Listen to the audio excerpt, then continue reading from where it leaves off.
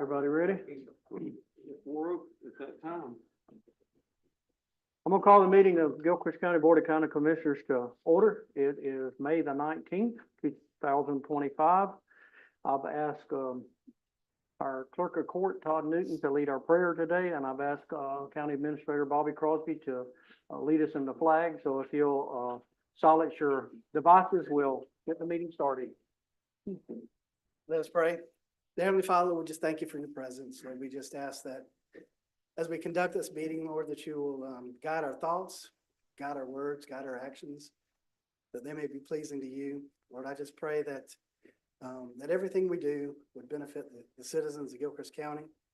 Lord, continue to be with our first responders as they continue to protect us, be with those that are sick and have lost loved ones. And we just thank you and praise you for everything that you do.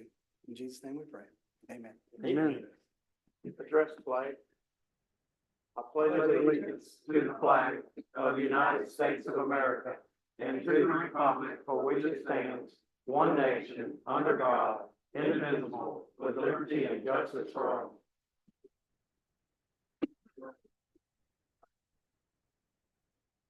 Okay, appreciate that. Any agenda changes? Bobby, I you have any? none, Mr. Chairman. No, Mr. Chairman. Mr. Todd, None today. any board member have any? I move to approve the agenda. Thank you.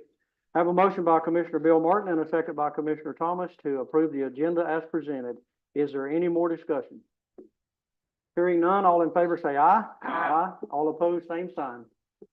Motion passed. Everyone have a chance to look at the consent agenda. I have one comment. Okay, We need to make a correction to the last item on the consent agenda. It's a ship satisfaction for Carissa Greaves. We just need to add the appropriate language in the acknowledgement and notarization. I've already gone over it with Karen. They've just left out a couple things, physical presence or online notarization. She's going to add that for the one that's going to be signed. Doesn't affect the body. okay. Anybody else? Motion to approve the consent agenda with the noted changes made. Second. Okay, I have a motion from Commissioner Sharon Langford and a second from Commissioner Smith to approve the consent agenda with the noted changes on the ship's satisfaction. Anybody else have any more discussion? Hearing none, all in favor say aye. Aye. All opposed, same sign. Motion passed. Okay. We have public participation. Anybody like to address the board at this time? You have an opportunity at the beginning of the meeting. You'll have one at the end of the meeting.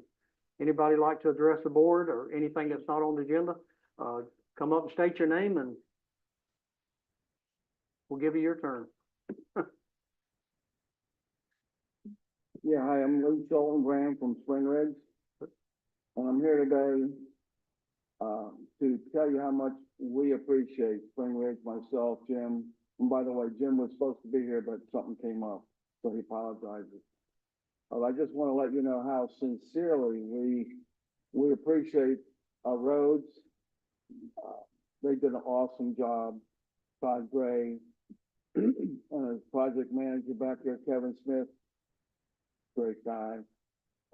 They just really did a good job. I can't say it enough. I don't know what else to say, just that they did an awesome job. We were so pleased. We were so happy, so ecstatic. And you won't hear me in here complaining anymore. That's the best part. So I just want to say that. I don't know how else to say it. Just, we're very, very pleased. I'm very excited. I'm glad to hear that. I drove it the other day and I thought, man, I could buy a lot out here. These roads are nothing. So I thought they did a great job too. So I'm glad y'all are pleased with it. Yeah. We have a neighbor right across from us that just bought a lot, one of the few lots left. And they told us that they had looked in there, I don't know, a couple of years ago for property and they wouldn't buy because of the road. Well, obviously they bought. The roads made a difference to them. Yeah. But again, for all of us, Spring Ridge, Jim, myself, Well, and we appreciate this man here. So thank you. we want to thank you and Jim too, and all the people that help. might not have got done as soon without y'all's efforts too, because y'all put in a lot of work. You spent a lot of time, done some traveling, spent your own expenses and everything, so y'all helped make it happen. So I really appreciate all y'all's work too, I Well, really do. Lee, the special assessment that y'all helped, convince people that we needed to do, it basically helped us move forward. And so we appreciate, as Tommy's saying, I know there was lots of effort to go door to door and talk to people about, and people even at that point still wasn't sure about a special assessment. And so we appreciate what you've done that way. Build a website, did it all. I mean, y'all did a lot of work. We feel like we ended up with a better deal. You did. The roads were awesome. I don't think and you did any Todd Gray and his better. crew did an awesome job. And again, Kevin Smith, whenever we had a question, we'd go to him and he was right there. He didn't mind taking the time to speak to us and let us know what was going on. And we appreciated that too. Well, thank y'all very much. Okay, anybody else? Okay, we'll move on. Seeing none. Any constitutional officers? Okay, I see no constitutional officers, so we'll go into the county administrator. You get started, we got our time certain at 4:15. Yes, sir. Well,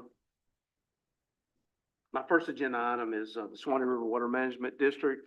They will be giving us a presentation. So we'll let it be introduced. Good afternoon, Chairman, Commissioners. Always a pleasure to be in front of you, and we appreciate the opportunity to be on the agenda today to talk a little about the BOCC watershed flood risk review. Do I need to look at you when we go to the next one? All right, I didn't know if I had a clicker or not. I wasn't seeing it. So FEMA periodically. Can you give us your name? I'm so sorry. My name is Troy Roberts. I am the Office Chief of Communications and Outreach with the Swanee River Water Management District. Thank you. We, FEMA periodically updates its flood, maps every 8 to 10 years typically. Obviously, we're here to discuss this one, which is, coming up, and seek feedback from residents who may want to weigh in on these newly proposed maps. As you see here, the study area includes Gilchrist County, but also Alachua County, and including the city of High Springs, city of Newberry, Alachua, and Archer, and then Ruby County, which is Bronson and Otter Creek. So you see our project timeline to date here. Please ignore the April 2025 as we are slightly behind schedule due to, as everyone knows, FEMA paused funding for a few months earlier this year. And so that put us a couple months behind schedule, but you know, April 2025, July 2025 for government, 3 months off ain't too bad, right? You'll go to the next one. All right, so what we're gonna be looking at primarily is Zone A and Zone X. Zone A are areas that fall under the 1% risk of flooding. It's formerly known as the 100-year flood zone, or Zone X, which is not included in those. All right, and as you can see, these are some of the preliminary maps we've shown so far. On the left hand is what the maps currently look like, and this is an area in Alachua County. And on the right side, you see that the proposed changes, there's a few smaller areas included, but the big blob of it has changed. Here goes the next one. You'll see another map. This is in Levy County. So we are seeing significantly decreased areas of flood zone here based on the new maps and data that we have. All right, so the good news is for everybody, there are not significant impacts for these new flood maps. The counties here listed are Alachua County, and then you see the cities there. Change from low, moderate to high risk means those houses or areas are moving into flood zones. So you see there are 9 of them in the county and in Newberry combined. And then most of them are no change in risk designation. So you have one that's moving out, but you'll go to the next one, you'll look at Gilchrist County up top. You have 5 that will be moving in to flood zones, meaning that, you know, we will be recommending flood insurance for those, and then 5 coming out, and then You'll see 3 go into low risk to moderate risk, which is not a significant change. That doesn't require flood insurance. And then there are 48 that are no change in risk. Where do we get the map at for Gilchrist? So I can, if you keep going, I can provide that to you. And I have a handout if y'all don't mind. I can give you at the end of this. And, So- wait, can I ask, those five are going from below to a higher? You indicated they're gonna end up paying more, it sounds like, for insurance potentially. If they wanna appeal that, you're gonna talk about that? So meeting here today is to let you know that this study is going on and that we are going to have a meeting at the beginning of July. FEMA does not require feedback from its residents. Typically FEMA will come and say, hey, these are the new flood maps and we're implementing them and go. With our involvement, we seek feedback from citizens.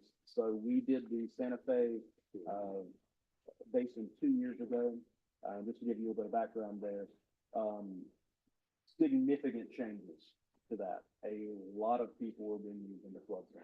And so we had these meetings, we had 3 meetings, and the feedback that we had from Columbia County and Alachua County was significant. I think we had 2,000 written letters to us saying, hey, we think this is wrong. I've lived here for 50 years and our house has never flooded. We think your information is correct. So we went to FEMA and said, hey, can you please redo this? We're going to send you the most updated information we have.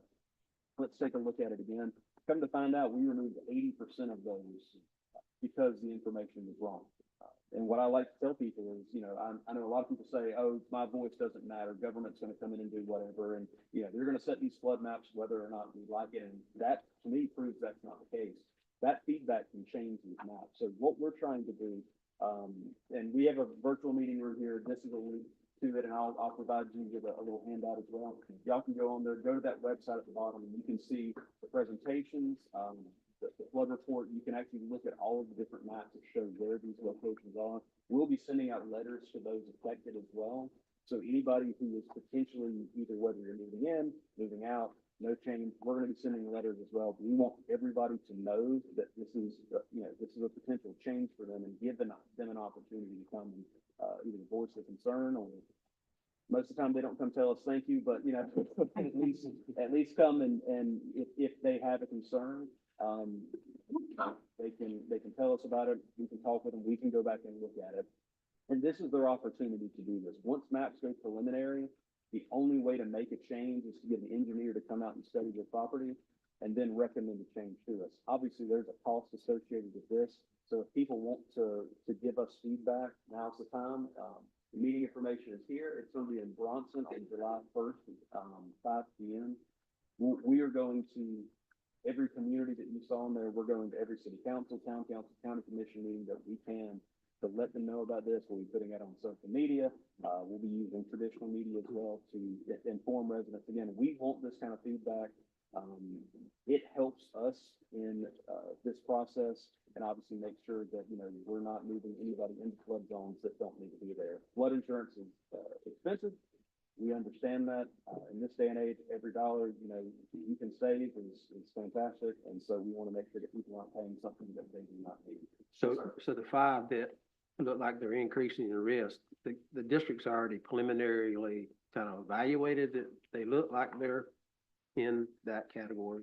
Yes, sir. So we work with an outside contractor that analyzes all this data, and then we work with FEMA to kind of prepare these maps. So the data that we're looking at right now, those are the changes that we're seeing. Now, that doesn't necessarily mean that's what the final maps are going to look like. And so if those, 5 areas there come and say, hey, we don't think this is the case, we'll go back and look at it. And people have brought us pictures and say, hey, this was what our house looked like during, one of our major hurricanes, and it was dry. Okay, great. That's what we want to see. That allows us to take that data, look at it again, and also say, if they got a flood event and it didn't flood on their property, there's a good sign that they're not going to flood in the event that we get like another Hurricane Debbie or something that comes through our area. So, we encourage people to come and speak to our staff, just because, again, if there's a chance that, they don't have to be moved into a flood zone, we want to make sure that they have that opportunity to, avoid costing flood insurance. If any of y'all have any questions, and like I said, I have, some handouts, if you don't mind, I can, provide one to each of you. They're small, and I try to make it that way, so it's not, Thank you.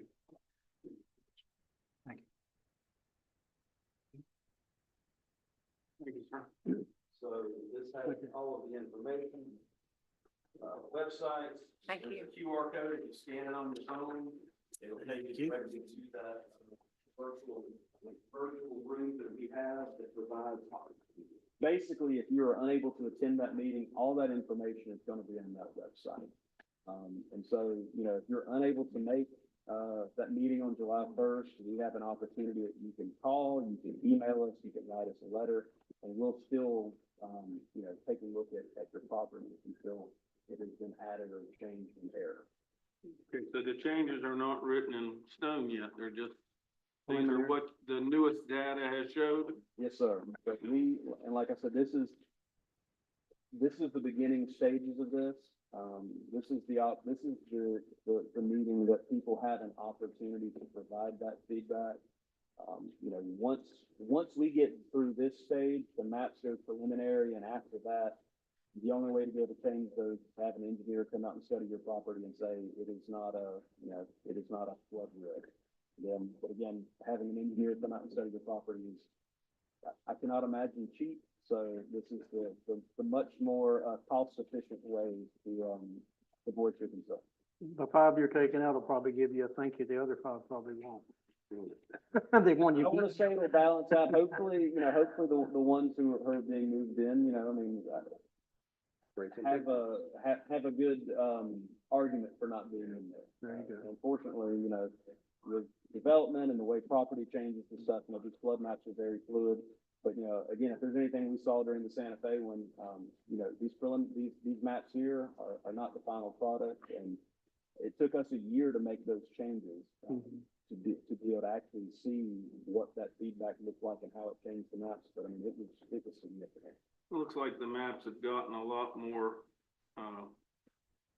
before the maps looked like they were a general area, and these seem to be a lot more specific to the exact site. So just instead of marking a whole spot blue, they actually picked out the blue spots in the map, so. Talking with our GIS folks at the office who, you know, deal with maps and, that sort of stuff, you know, what we have at our disposal is so much more detailed than what we've had in the past. And so being able to incorporate that when we go through these floods is, oftentimes beneficial, unless it's one of those 5, then maybe not. But, again, we want to provide, you know, those folks with an opportunity to. And like you said earlier, people that's lived here all their life can show you spots that are subject to. Exactly. I mean, I don't think you're gonna come and say, I should be in the flood zone because my property floods all the time and y'all moved me out. I think they'll be fine, but, you know, for any of the affected, you know, parties, and again, this basin doesn't have as many changes as we've seen in the past. The Santa Fe one did, we've got Swanee coming up later this year, next year, there'll probably be more people involved in that one, so this is, hopefully just a little bit of a breather before we move on to the more controversial ones. Thank you very much. Mr. Chairman, I have a question. Troy, is there a series of maps for the municipalities, for Fannin Springs, for Trenton, and for Bell? There's, I see this states Gilchrist County unincorporated only, but I don't see it on here for. I don't, and correct me if I'm wrong here, but I believe it's only the unincorporated areas of Gilchrist. Because I know at one time on US 19 at Fannin Springs, they had that US 19 declared as a flood area. And if that flooded there, then the world would flood, basically. But they had it locked in, FEMA did, and was requiring all those people in that area to get the flood insurance. So I was curious as to whether or not that had been addressed. I believe this is only the unincorporated area. I think that, This is just the Walker-Sasser, right? So it's just gonna be correct. to the east. Correct. So If you look at page 2 on the thing, Trenton is not in the zone that he's referring to. Where's that, Todd? Page 2 of the, presentation. I got it on my computer here, thank you. It's just the areas in the pink. Right? Troy, we appreciate all the help from the district and, please tell Mr. Thomas, that we appreciate him, since he lives here in the county, looking out for Gilchrist County when he can, and, we appreciate y'all being here and all the work that you do. Thank you, sir. All right, thank you so much. Okay, we had a time certain at 4:15, budget amendment. Correct. Richard Romans, Finance Director. Resolution 2025-16. This is, the resolution that Lisa Darris came to ask about the website development. So I will, give you this, by title only. A resolution of the Gilchrist County Board of County Commissioners amending the general fund budget.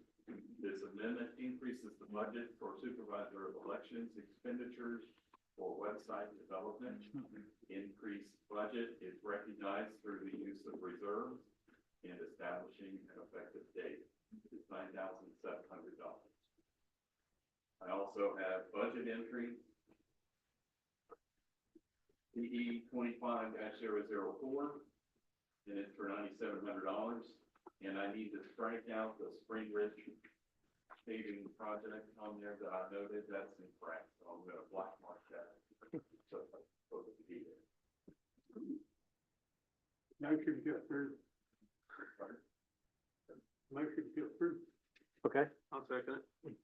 we have a motion from Commissioner Thomas and a second from Commissioner Martin to approve resolution 2025-16 and budget entry at the same time. Yes. Is there any discussion? Hearing none, all in favor say aye. Aye. All opposed, same sign. Motion passes. We have another one at 4:30. Okay, Bobby, we'll go back to you. Yes, sir. Item number 7 is, under emergency management, Mr. Smith, myself, Commissioner Martin, and Mr. Newton reviewed the submittals for debris, disaster debris removal and disposal services. Gilchrist County received 9 bids. The 2 chosen was disaster debris removal, for disaster debris removal, I'm sorry. So the recommendations are Southern Disaster Recovery, and Cree Environmental Services. Southern Disaster Recovery is the one who has done a lot of work for us the last few years. Cree is a new company, is that correct? Yeah, but they have a lot of, background, a lot of equipment, and was very impressive to us as well too. So if we could get approval for those 2, and then we'll, enter into the contracts with them. The good thing is, as you're aware, there's no fee for any of their services unless we need to obtain their services, which we have over the last couple of years for hurricanes. Basically on hold. Okay, what's the pleasure of the board? Make a motion, we, accept the committee recommendation for disaster debris removal and disposal services for these 2 companies listed. Second. I have a motion by Commissioner Smith and a second by Commissioner Sharon Langford that we approve the 2 committee choices, Southern Disaster Recovery and Career Environmental Services for our debris removal and disposal services. Is there any more discussion? Hearing none, all in favor say aye. Aye. All opposed, same sign. Motion passed. My next item is number 8 on my agenda is Mental Health Assistance Program. I'm gonna ask Mr. Clemens if he will to come forward. He's put together a presentation, and this agreement is with Andrews Healthcare Consulting. The agreement has been reviewed by, Mr. Lee as well and approved. So I'll turn it over to, Mr. Clemens. Ryan Clemens, Gilchrist County Fire Rescue. So, I know there's a little lag on the PowerPoint, but we are coming to you today to, ask for approval for a first responder mental health contract, to be executed with Andrews Healthcare Psychiatry. I wanted to give you some, data So suicide is now the leading cause of death for first responders. State of Florida is the second highest in the nation. We follow right behind Illinois. More first responders died by suicide now than cancer, heart attack, or in the line of duty. They were previously our three leading causes. Right. Behavioral health survey data. So EMS over there is always higher than fire, but we are a joint force, so one is the same for us. Those are our percentages of PTSD, depression, anxiety, suicide risk compared to the general population. Same thing. Personal experience versus work-related experience. So the severe human suffering, 74.4%, 55.8%, just repeated PTSD, trauma. Barriers to care and why we don't get help. You can look at those. 46.7% are feeling embarrassed or ashamed. A lot of people are worried about losing the job, being thought of as weak. It's just part of our culture. Yeah. Again, why we don't get help. Being unsure where to get professional care, 31.1%. Not being able to afford the financial cost, 40%. Difficulty taking time off work. So all of those are reasons why first responders, suicides are number one causes of death. There's some more stats for you. EMS, again, higher rate. Dual EMS and firefighter come in right below regular firefighters, CO, and then public service telecommunicated system. So how we are fighting this, BMO, which is the Bureau of Emergency Medical Oversight, with the Department of Health, International Association of Firefighters. They've all partnered with UCF Restores and the Second Alarm Project. So we've been working with the Second Alarm Project, and when I say we, me, Mr. Bobby, Ms. Tammy, and HR Chief Campbell, and we've done some training with our crews, which has been badly needed. What we're asking for today is in-house crisis and mental health assistance. Basically, this is going to provide critical incident stress debriefings for all of our major events, one-on-one employee counseling sessions. It's up to 4 incidents with a maximum of 20 sessions per year. Conflict resolution counseling, meaning if we have inner conflict with we'll come in and counsel us. Education in service training, which is very big. Medication management, outside referrals, all that good stuff. So Maddie is also trained and specializes in first responders, and she is undergoing the Second Alarm's specific training as well right now, which is why we wanted her. Dixie County has the same contract as Andrews Healthcare, utilizing Maddie. Chief Ferguson reports being extremely happy with them, as do all of the crews I've talked to over there. So I will say that Chief and I, about 2.5 years ago, met with another agency from South Florida. They wanted about $29,000 a year to offer these services for us. And we're asking for about $3,000 a year to cover all the crews. Thanks, Slide. A little on the nose, but at the end of the day, this was pretty telling in my training. It spoke to me.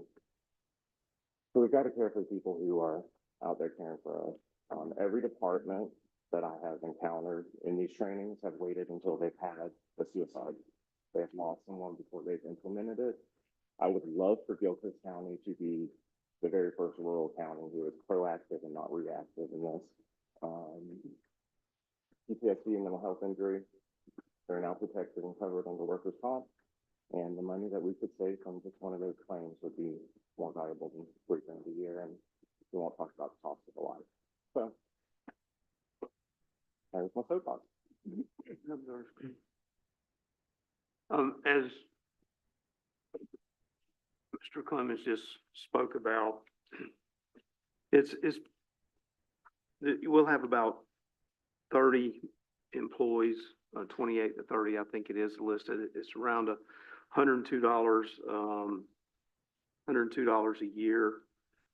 there is a possibility at some point that somebody can need additional services or additional helps depending on the incident. I will tell you, we do have insurance that starts picking it up when it gets to that type of point. It could either be a workman's comp or either it could be under their health insurance. So there are this, so this is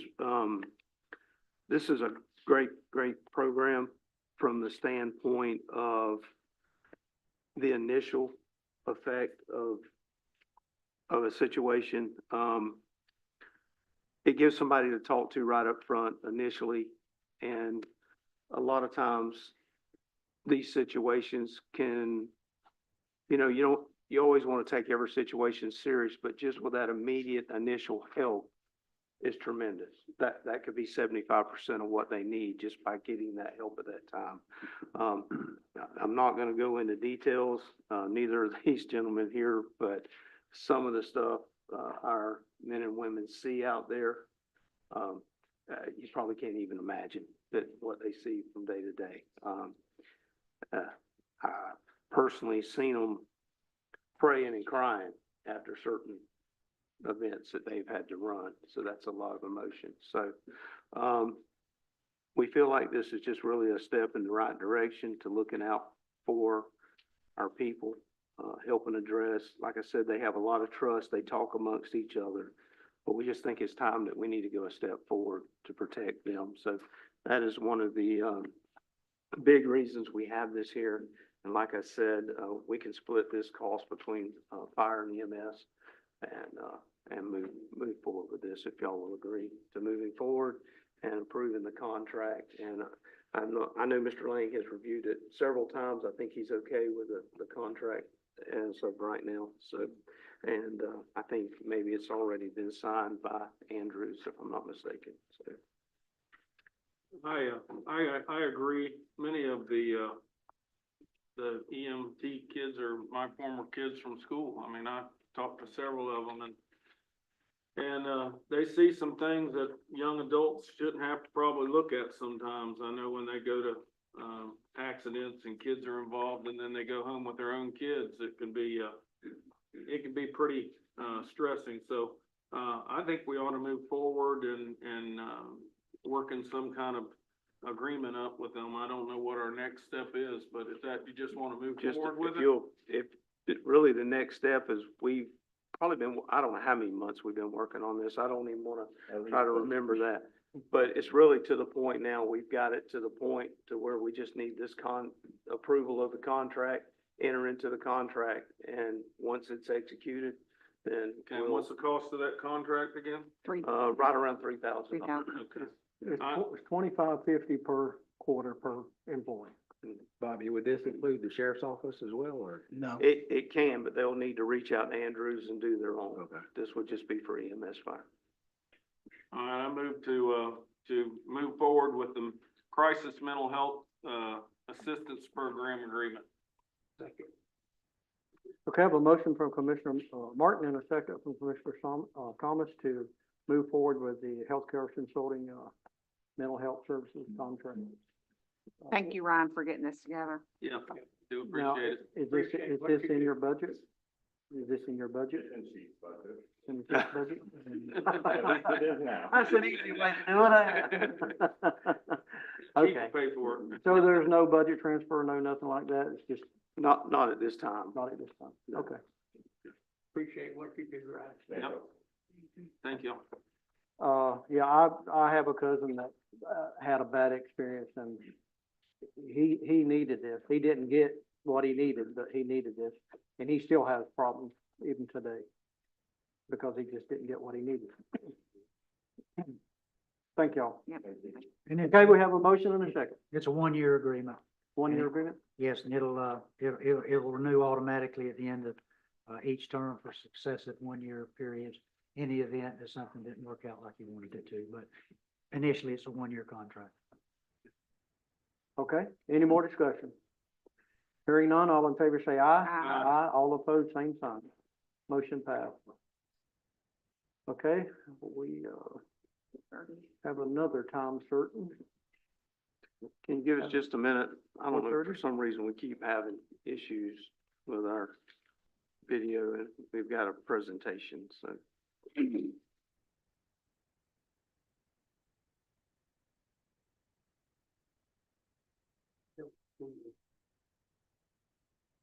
What happened up there? We're not sure.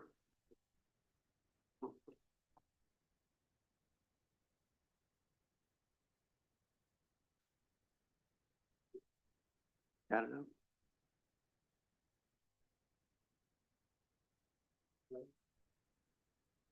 Here it is. Technology, isn't it great?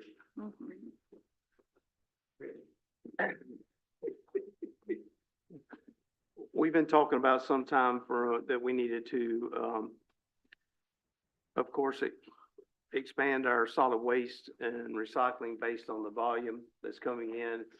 And even more than that, based on the age of the current facility. So, we've met a couple of times, we've talked about a couple of different things, and the board brought up some, points and said they'd like to be sure we could discuss that today at a time certain. So, that has been advertised for 4:30, and we will move forward with that discussion at this time.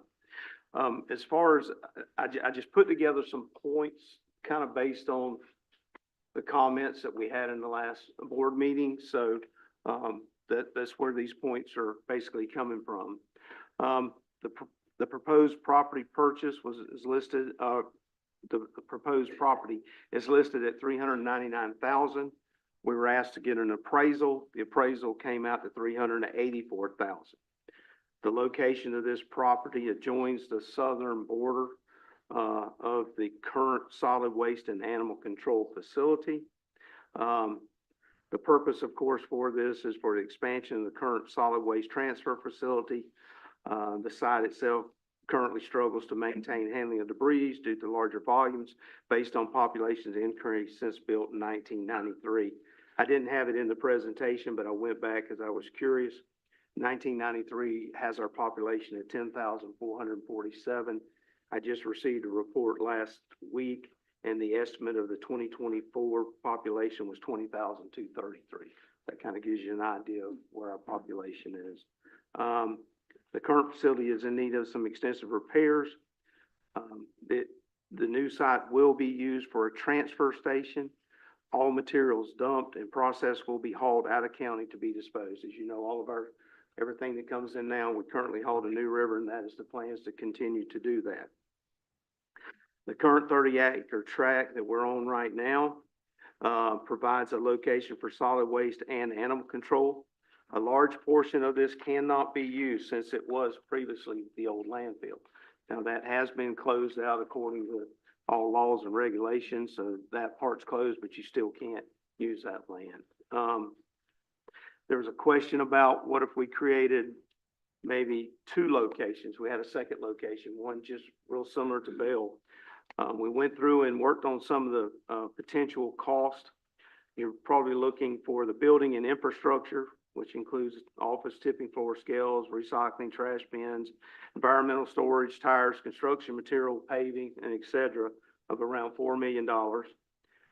Additional equipment be a couple of walking forward trailers, a semi or donkey. What that is for is to move the trailers around, knuckle boom loader, a wheel loader, looking around $800,000 for that, and then 6 additional staff members of around $360,000. So your current operating budget is $1,170,000, a little over that. If you added a second location, you're estimating that budget to be somewhere around $2,030,000. And this does not include any payment for any capital outlays or anything. It's just an operational budget. Some of the questions we talked about in the past, I can't really remember if it came up in our last meeting. What if we, privatized all of the pickup? Now, that does not mean you wouldn't need to have a solid waste facility. You'd still have to have a facility, because normally what I have found out, if you work with one of these private companies picking up your trash, they want to dump it at your place. That keeps them closer. That gets your price down. Plus, you still got a lot of C&D and different materials people need to haul off. I looked at Columbia County. Their assessment for trash is $384.24 a year you get one pickup a week. City of Trenton is $363 a year, you get two pickups a week. Our current county assessment is $115.20 a year. And the thing is the main site in Bell is open 54 hours. So you have 54 hours, you can go in there for service.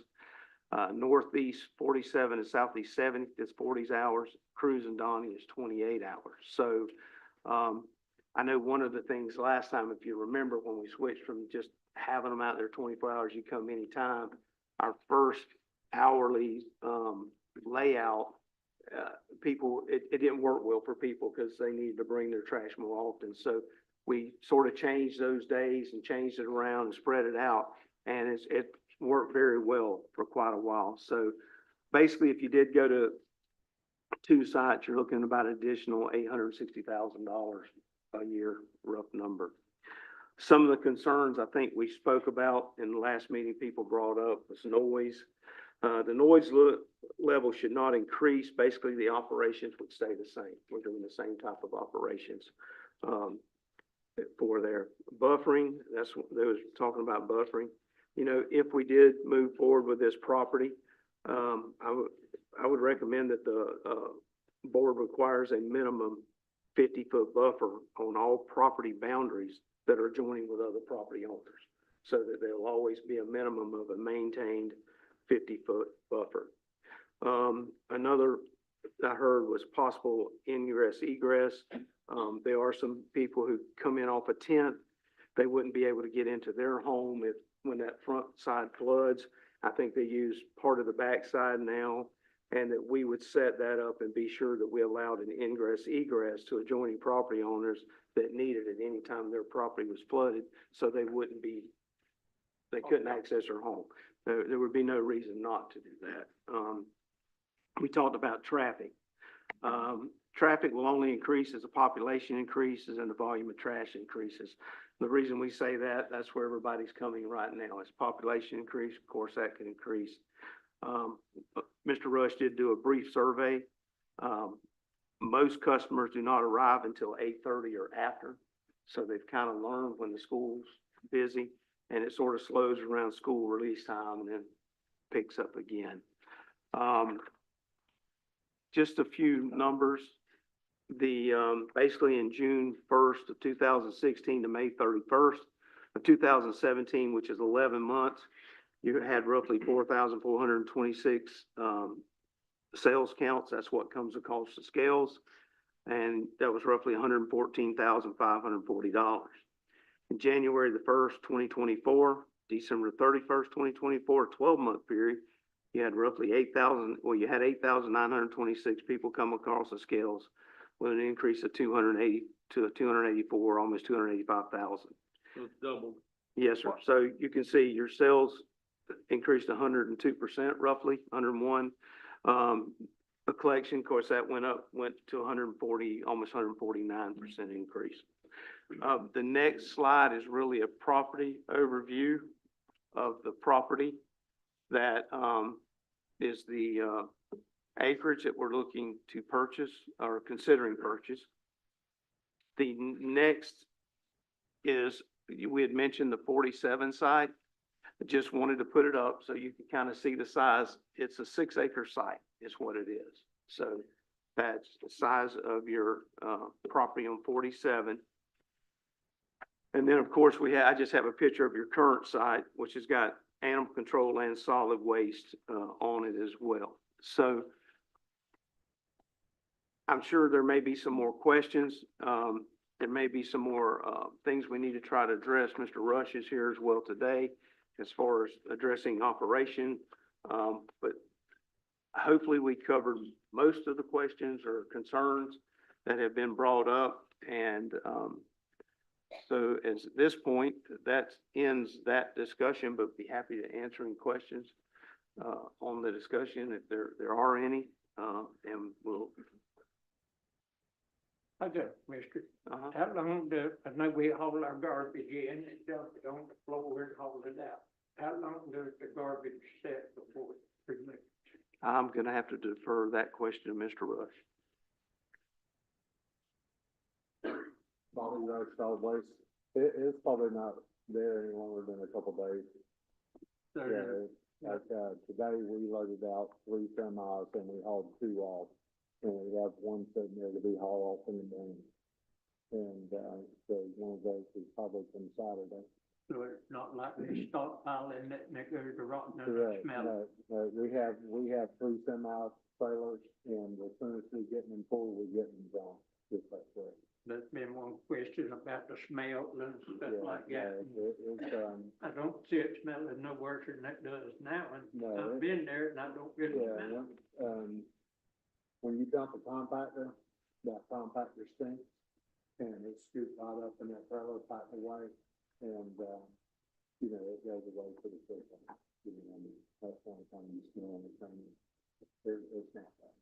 At a lot of other landfills, you see lots of, varmints that are getting into the trash and birds especially. Mhm. Do y'all have a big problem with that out there, or is it, We have birds out there and, with town being close by, there's some cats out there, but, there's always gonna be critters no matter what. So we don't have big issues with that. okay, and that really won't change because you're not, No, and you can go knock on the doors and talk to our neighbors that we have now, and they will tell you that we keep it picked up, we keep it clean, and, none of them, we had a neighbor there this morning that was just, telling us how good it was. And, we don't have complaints about it, so, you're talking yeah, about, they're not complaining to me. okay, Rusty and the Yelvingtons and all those. I notice every time I go up there, that all looks real picked up and clean. It doesn't look like it, it becomes a big problem. As far as noise goes, I think, with the new facility, with it being a push wall, we're just pushing it off into the truck. It's not gonna be near as loud as trying to scrape it up against that wall and clanging the bucket up and that is probably quieter than what we're doing it now. I think the only concern I have is, the school zone right now, whenever people are being picked up in the afternoon, there's, you have cars lined up alongside the road and then you have, people coming with, trailers, hauling trash.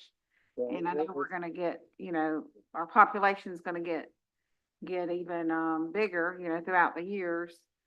And, I had mentioned 47 at the last meeting and, but we didn't look at any surrounding land around there to see if maybe any of that was an option. That's the only concern I have is just the school being right there. I think at any point in time, any of you guys want to come and look or tickets or timestamp. And, he was, Mr. Langford was here today and, I sent Mr. Crossy pictures. I had, one of the neighbors from across the street that showed up there about 7:30 this morning. And, we probably don't, during that school fund, what you're talking about, we don't get custody of that. The people, everybody out here knows that when it's that school traffic, they're not loading nothing on ship with a bunch of cash and sat in line with it, Bobby, they what, work around it. what about the trucks that we have, the county trucks? You're trying to schedule them away from the school zone as well, right? That's right.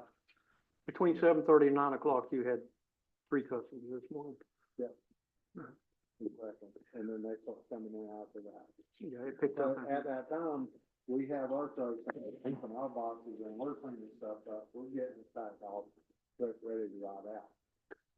my thing is, if somebody else buys them, put a subdivision in, they don't build from landline to landline. You talking to traffic, then Yeah, showing that's up right. that you can't regulate. Yeah. Yeah, you never know what's gonna go in there. If someone's gonna buy it, they're gonna buy it for a purpose. Subdivision. And I would suggest probably homes would be the purpose, but, I don't think they're just gonna buy it and let those trees grow up to be big trees. And what's so nice is it's already right at our current. If we shut this place down, we're gonna have to buy 40 acres somewhere else. Where are we gonna buy 40 acres in Gilchrist County that's not gonna be next to a bunch of people? There's just not not a bunch of big tracts of land left in Gilchrist County that don't have somebody But around. not just that, the people that surround us now are already happy with us. You know, there's nobody around us, if you go to a new spot, that's gonna be happy. And I don't You see know, no, Mike is there, he come by, I talked to him, and, he told me the issues that he had, I mean, it'll probably be as good maybe as it can. yeah, I'd like to hear from the public. Matter of fact, I'd like to hear from Mike and his wife, or both of them. Bobby, I mentioned to you and Bobby earlier, so we've increased by 4,000 tons in the last 8 years. It's probably gonna happen again in 6 or 8 years. Yep. So what we're planning to build there, or even if we spread it out, I mean, are we gonna be able to handle that? I guess we're gonna have to reevaluate it in 6 or 8 years. It sounds like anyway. That was the point of trying to buy this other piece of property. If we build what we're planning on building now, that animal control, we're probably not gonna have enough room to expand in the future. We'll be deadlocked like we are now at the property that we're at. And no matter what we build on a bigger piece of property, at that point to where it gets so busy, you need to expand, you'll have room to expand on. Yeah. And that's what we're looking. So, You know, I've been there for 11 years, 10 more years, I'll be retired. It won't be my issue, it won't be issues of most people that are there now. Right. But, you know, 10 years from now, that's not gonna be available. You know, 10 years from now, it's not gonna be any cheaper. 10 years from now, people's not gonna be any happier with it moving. yeah, we've asked and y'all providing, we appreciate you putting all this together. Can we do a different model rather than collecting on the remote sites and bringing it to this one site? But when you look at cost, compared to other counties, I mean, what Richard and you all had put together, what I'm seeing is $57 a person in the county compared to the next cheapest is Alachua County at $93. So it's hard to argue with the model we have currently. At some You wanna point, yeah, you wanna double the facilities, we'll double the price and yeah, we'll be up where everybody else is at and, but you know, I'm happy with my taxes the way that they are now. I don't want them to go anymore. Yeah, me either. My only concern is I don't wanna lose this piece of property because of its convenience and where it's located. I do want to make sure that, one, I'd like to hear from the residents around there, if there's any that wanna speak. Also, I would like to, if we do move forward, try to be considerate to those that do live around it as much as possible by leaving as much as a buffer as we can. We say a minimum of 50 feet, but if we can leave 75 or 100, I would like to be able to leave as big a buffer as possible so that, you know, they don't have to deal with it. And I think you've done a good job of keeping it clean, and I don't notice a big smell when I go by there, and I don't notice a lot of stuff, but I don't live right beside it. Right. And so that's why I would like to hear from the residents if they'd like to speak on it. So let me step aside so he can do that. I'm sure he's got something to say. Just tell us your name for the record. Michael White.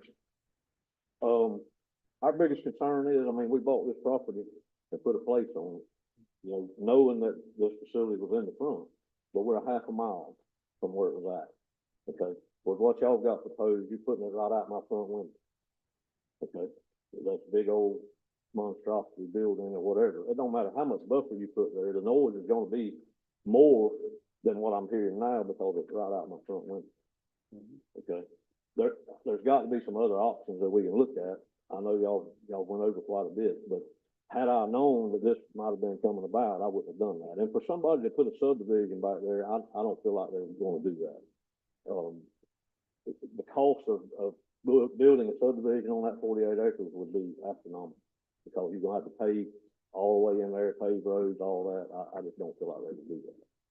Whoever buys this property is kind of like I was looking at. I got 48 acres there, or 45, that's a 48, and I'm kind of back there by myself. You know, in the woods. I don't really want to look out my front window and see a big facility there. I mean, I don't know what else to say. How, would you want it in your front yard? No, Would you want it in your front yard? no, Would you not, want it in your front yard? Would you want it in yours? You? I mean, that's the way I feel. Gotta take that into consideration. backyard. I'd rather have a dairy there, to be honest with you. I got no problem with the dairy. So, I mean, I got, up in the front, I knew it was there when I bought this. It's like I say, it's a half a mile up there, so I don't see it when I'm back there. I hear it from time to time. We got buzzards flying everywhere. Sure, there's gonna be more rodents, this, that, and the other, if you move closer to me. I'd rather not see it right there. How much of a buffer would you require if you wasn't even breaching? Well, honestly, I mean, you're talking about future growth, so how much buffer could you leave if you're gonna keep building bigger and bigger over the years? You know what I'm saying? It don't matter what kind of buffer you put there, if you're gonna just keep expanding and expanding and expanding over the years. I get it, I understand you need something bigger, and newer. I'd just rather not have it in the front yard. Well, if we was to agree to go somewhere else, your garbage tax is gonna go up considerably. What's that? If we agree to go somewhere else and build, and look for your garbage tax to go up considerably. I'd rather pay the garbage tax than look at it out in the front window, to be honest with you. I went and talked with Mr. Rush today, and he enlightened me on a lot of stuff, especially the operation, how it works and all that kind of stuff, and his needs and especially his future needs. You know, people's not gonna quit producing garbage. And I noticed some of the stuff that was coming in, used to, it wouldn't be. I mean, I've seen a load of limbs come in. Most people just burn them in the yard. Right. I've seen furniture, I've seen lumber, I've seen all kind of stuff come in that normally would not come to the landfill. People would, you know, Right. take care of it. But, the recycle world we live in, my family produces way too much garbage because everything we buy comes in a carton or a container or a plastic jug or a glass jug or a can or something. Right. So we produce a lot of garbage. It's only gonna get worse. It's not gonna get better. Population's gonna increase. So he enlightened me on a lot of stuff. One of the issues I have is you being there. The other thing is 40 acres. I know it's a 40-acre tract, but I don't know if, you know, we would need 40 acres. Would you be interested in buying some more to make a buffer or something? I mean, if you bought some and we bought some, we wouldn't have as much, but at the same time, if you did 10 acres or something, planted in trees or something, it'd give you a lot better buffer. You know, we talked about high fence, I mean, chain link fencing, you know, to control the trash and stuff like that, and then put the sink around it. Ingress, egress is an issue.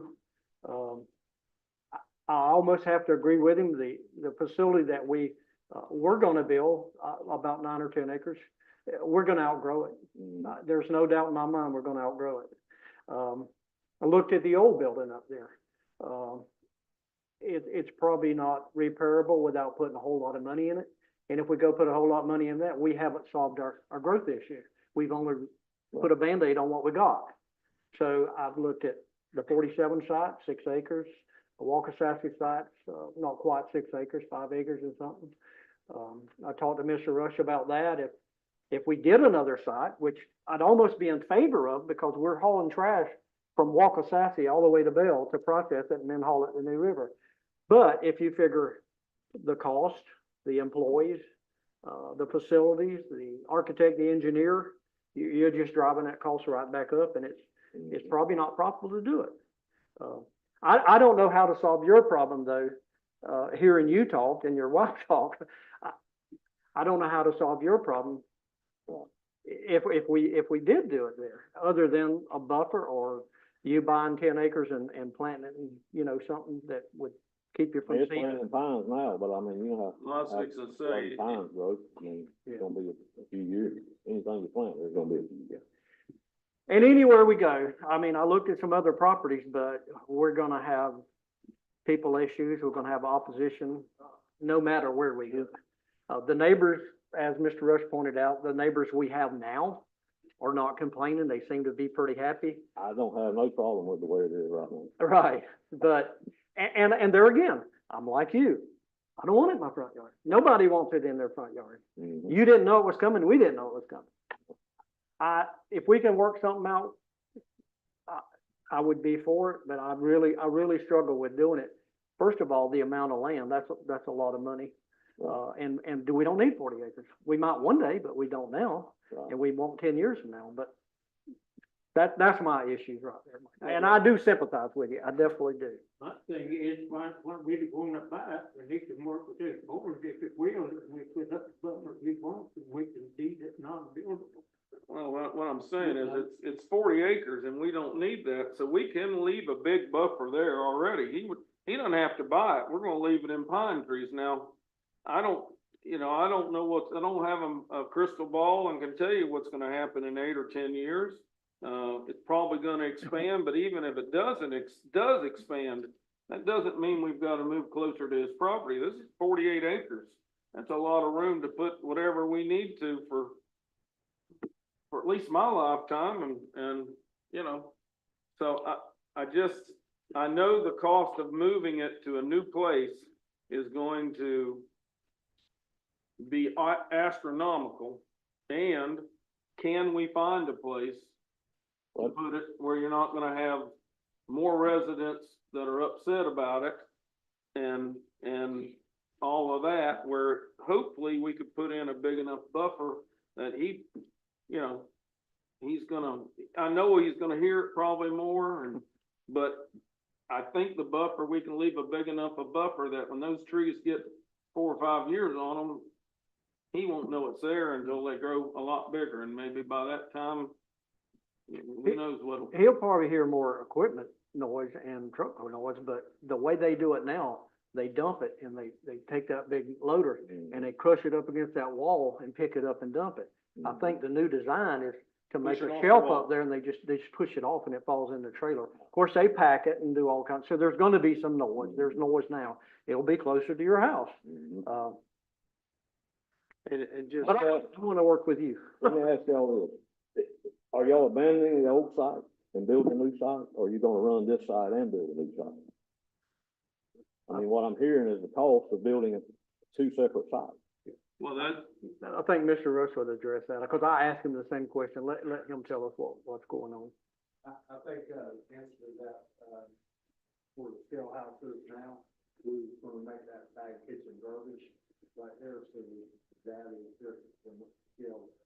Okay. And so, and what we're looking for is now, we might use this to, park school trailers under, so that, Okay, you keeping a full crew there like what you got now, or you No. moving some to the back? No, the full crew would be to the new facility. The old facility would just have a skeleton like that on top. Right. But what you would get confused with is if we built another facility across the other side of the county and then operate the two at the same time, that's not it. That's what I'm hearing Bill saying about the cost of operating of all this. Where you're not gonna be running 2 facilities, you're No. only gonna be running one, so it don't matter where you build it, the cost is gonna be the same. We won't use that scale. The pole barn thing that they under now, it'll stay there to park loaded trucks under to keep, because if you put a truck of garbage out there ready to go to a facility and it rains, you add another 2,000 pounds to it of water. So he's talking about parking the loaded truck semis under there, or if he had a piece of equipment he had to work on, he'd get out of the weather. And then the recycle bins and all that are there now, the household garbage bins, they'll spread that out. So you'll go up there to do your bag garbage just like you do now, okay? The building pole barn type will just be to park loaded trucks under. The new facility, the new dumping and hauling and all will be at the new facility. Right. So that'll basically be shut down, other than people coming in and dumping, bag garbage. Right. And when residents come in, they won't be going back to this new area, they're Yeah. gonna go where they've always gone. Yeah, if they have cardboard, recycle, household garbage, they'll come right there where they're coming now. Right. For him to operate his other thing that goes to New River, it'll be at the new facility. Right. As far as the cost of building a new facility, it doesn't matter where you build it, the same cost. It's gonna be about $7 million, yeah. Right. Whether you build it over here or over here, it's the same thing as that. It's still gonna cost money. Right. Now, we would, it still include the purchase of the land. If we do it right now, we already own the land, right where we got it figured right this minute. But if we buy the 40 acres, that's gonna additional cost, or if we buy land somewhere else, that's additional cost. And the land we've got right now, we can't sell because it's an old landfill. So it's useless. Nobody can do anything with it. It's an old landfill. You can't build buildings on it. You can't do anything. So we have a piece of property that we can't do anything with. Right now, we are using it to the best of our ability. I mean, if you say, hey, we got that land, we'll sell it, we'll take the money we sell for our land to get a new place. We can't sell it. Nobody's gonna buy an old landfill. Bobby, have we completed the geotechnical, to see if the site's even capable of? No, so, No, we can't go in there, you know, they agreed to enter into a contract based on us doing the geotech and all, but we can't go on that property until we enter into a contract, basically, with the clauses of, I mean, if we do the geo and we can't build there, then we're not obligated to buy. If there's any other reasons we can't build there, we won't be obligated to buy. But really, the point we're trying to get to right now is, I mean, the point we've been talking about this property would just simply be, Mr. Lang would create a contract with the options that we spoke about. They've agreed to do that the way they'll take it off the market while we're trying to perform that.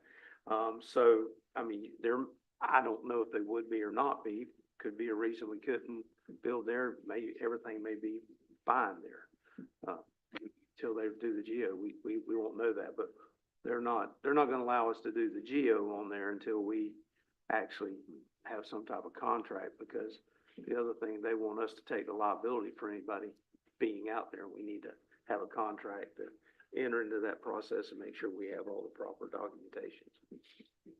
What I struggle with, Mike, is we've got to do something with our solid waste facility. We've asked Tallahassee for some money, and we've actually put aside some money.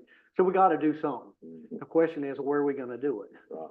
You don't want it in your front yard, I wouldn't want it in my front yard. But we still have to look for a place and decide what we're gonna do and how we're gonna do it. If we can work with you and come up with some kind of compromise, that's the way I'm leaning right now. And because my choices are not they're kind of slim. So if I could work something with you and your wife and somehow cut a deal, make something happen here, that's what I'm looking at, because I've looked at 47, I've looked at the other places, I've looked at where would it be that we could go do that and accomplish the same thing. But we've got to do something one way or the other. We had planned on doing it behind animal control, but there again, we're going to outgrow that. If we go put $7 million in there 10 years from now, we're going to say, oh, we got to add on again. We got to do some more. So that's the situation that we're facing, is what we're going to do and where we're going to do it at, because we've got to do something. I'm leaning towards it, even though I want to work with y'all the best we can to make y'all happy, leaving a buffer, leaving trees, trying to move it as much as we can to give y'all as much privacy as possible. But again, it's the same thing financially. I don't see how we can move anywhere else and take care of the problem that we've got. We do want to give you access in the back when it floods. We do want to give you a buffer. We want to work with you every way we can, but where we sit right now, this seems like the only reasonable option we've got. As much as I hate to do that, but you know, it's a tough decision. I don't know where else we could go if we don't do this. Where else are we gonna get 40 acres to put a facility in? And then how are we gonna afford to buy the land and put the new facility in also? We're already struggling just trying to get the new facility. So that's kind of where I sit. I would love to work with you the best we can though, because I agree. I don't want it in my front yard. But about the only thing I can say is, and I tell it to everybody, if you don't want something built beside you, you better buy it, because once somebody buys it, It can be pretty, and you don't know who buys it, what they're gonna put in there. I'd hate to see something worse go in. But, Somebody you can't work with. someone you can't work with, someone who wants to go right to the property line and do their thing, and who knows what they're gonna do? You just don't know when they sell it, who's gonna move in there and what they wanna do with it. I can tell you, a lot of people got neighbors a lot worse than the solid waste with them. I got neighbors that got dirt tracks next to them and motorcycle racing next to them, and at least that way, you're not gonna have that. If we move forward, Mike, you got an idea of how big a buffer you would agree to? Really, without seeing exactly where you're wanting to put it, what's gonna be there, I don't really know. You know, like I I said, don't have we a could, 48 acre buffer, you know. we could always write it up where the land could never be developed or used. You know, it'd be a permanent buffer for it. Right, And you ain't gotta buy no land, we went into work with you. right. I mean, if it could be done that way, it's one thing, but like me just agreeing to a buffer, that's just an agreement that y'all do now, and then, you know, if I wasn't to buy it, you could encroach over there later on unless you put it in some kind of agreement like that, that it can't be developed. Well, if we bought the land and put that buffer up, we would sell it. Right, It'd be deemed non-usable. yeah. The other thing, won't we have to have a stormwater, some kind of stormwater facility, and so you might even be able to put it between facility and your property? Yes, sir, you're gonna, you know, we'll be required to have stormwater, but the other thing is too, the whole intent is to try to work with everyone out there and get as far as we can. That is a pretty, you know, do you need 48 acres for this? No, you don't. But the beauty part about that, if the geo comes back good, you got a lot of places you can put this to try to get it as far as you can away from people. Just It ain't gotta be up next. to it. right. And when I said a minimum of 50-foot buffer, that was just what I put in there. They may be a lot more buffer than that, and, you know, when you get ready to finish this up, you know, this has to be, zoned and a final order written, and in that final order, you can put what that buffer's gonna be. And yes, it belongs to the board, but nobody can change that until the board changes it, you know? So it couldn't be just, we decide to build in there, it'd have to come back before this board, and this board, or whatever the board is at that time, would have to agree to change that. You'd have a public meeting and go. Right back where we at now. Well, yeah, but, I'm hoping that the one that we build right now, Mr. White, the way we want to build it, I hope just say if it went on there, we could place it where it works for everybody, and that it's another 40 years before anybody's having to discuss it, and just for the county's sake, you know, I mean, just the least amount of trash that we got to handle, the better it is for everyone, you know, kind of deal. So, but nothing's set in stone with this piece of property. I mean, it's not, it can. So what would be voting on today to let Duke draw up a contract and let's enter into a somewhat of a Well, essential contract? the elephant in the room is how much you want to offer for this property. You have an appraisal for $384,000. They're asking $399. So you'd have to have a justifiable reason for that increase other than over what the appraised value is. And I think these people bought it in 2023. They paid $252,000 for the 48 acres in May of 2023. In 23? Yep, it's what Mr. Damon Leggett's office has That's some now. pretty good money. Yeah. He had it I clean, talked- he had it clean and planted in pine too, so Yeah. you got some costs involved there. Okay. But I talked to one of the realtors there, and he thought it was high for what, and the appraisal shows that, but he was thinking it was even lower than what the appraisal was showing, but. Well, in 2016, a gentleman by the name of Mr. Compton sold it for $98,000 in 2016. Hey, people made some money on that. Making money off of it. That's according to Mr. Leggett's website.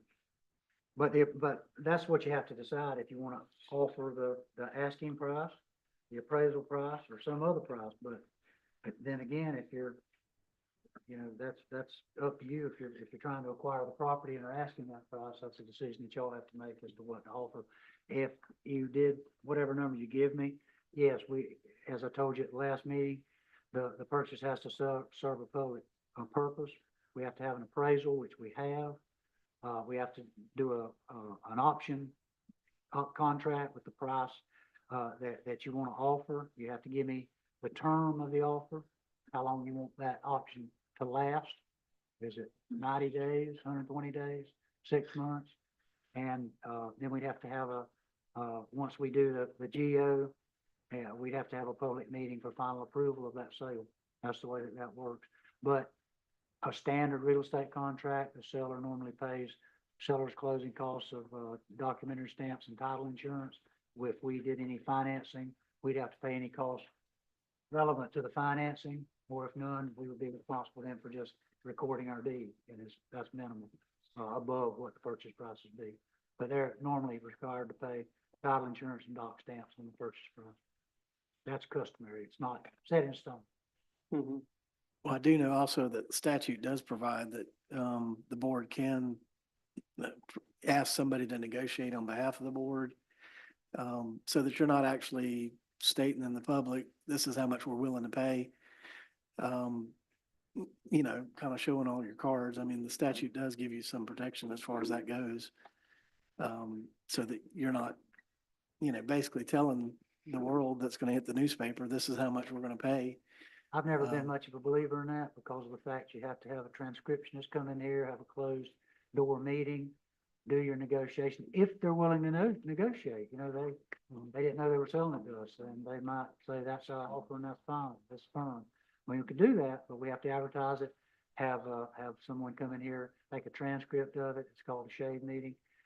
Make your negotiation if they're willing to come, then come up with your number, and if we could get them to do that. And then we release it to the public once we have entered into the option contract. What's the difference in the appraisal price and his price? The appraisal that Mr. Crosby got is $899. $384,000. The sales price they're asking, I believe, is $399. Yeah. About $15,000. $16,000. What if we split the cost and made him offer? I'm thinking, Entirely up to y'all. I'm thinking less than the appraised value, and if the guy wants to get rid of it, he'll make a deal with us. I mean, if it's a company, he can write off what, if it's a piece of property that is not connected to anything else he owns, is it? Well, it's actually a timber company, Mr. Bill. It's Rose Timber LLC, and they're out of Reno, Nevada, according to Mr. Leggett's information. And the part that you own, you got in timber there too, don't you? I went out, yeah. So, Well, a couple of more things to consider is how we're gonna pay for it. yeah. And the other thing is, if we're gonna get the money to build a facility, I know we've asked Tallahassee for some money and we've set aside some money, but that don't mean we're gonna be able to build it anytime soon. I mean, I don't know. Yeah. We gotta come up with.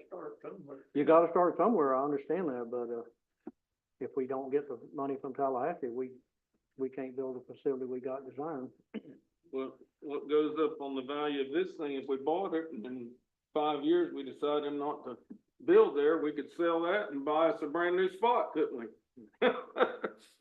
So, as much as I've seen that property rise in the last I mean, it's gone up $100,000 a year, it looks like, so, or close to it. But, If we purchase it, you willing to sit down with some of the buffer?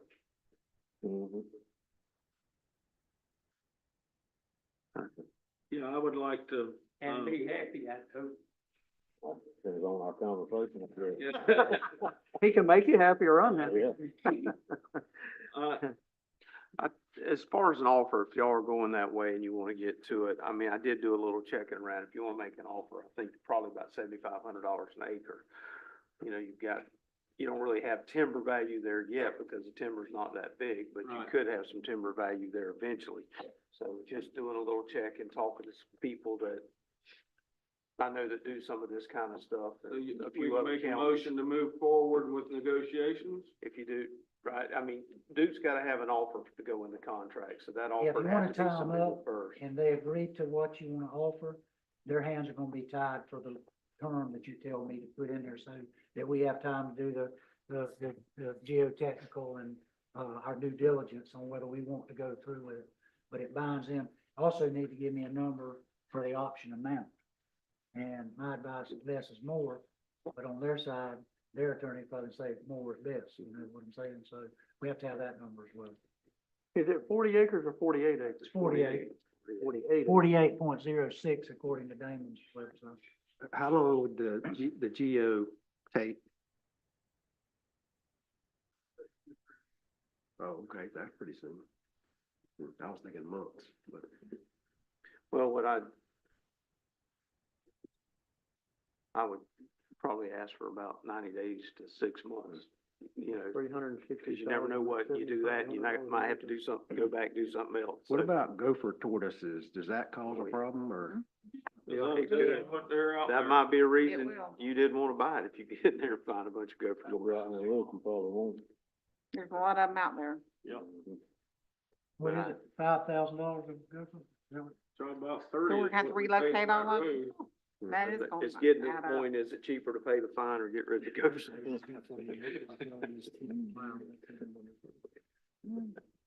So it's up to the board how you want us to proceed. Just so you know, 7,500 acres, 360,000.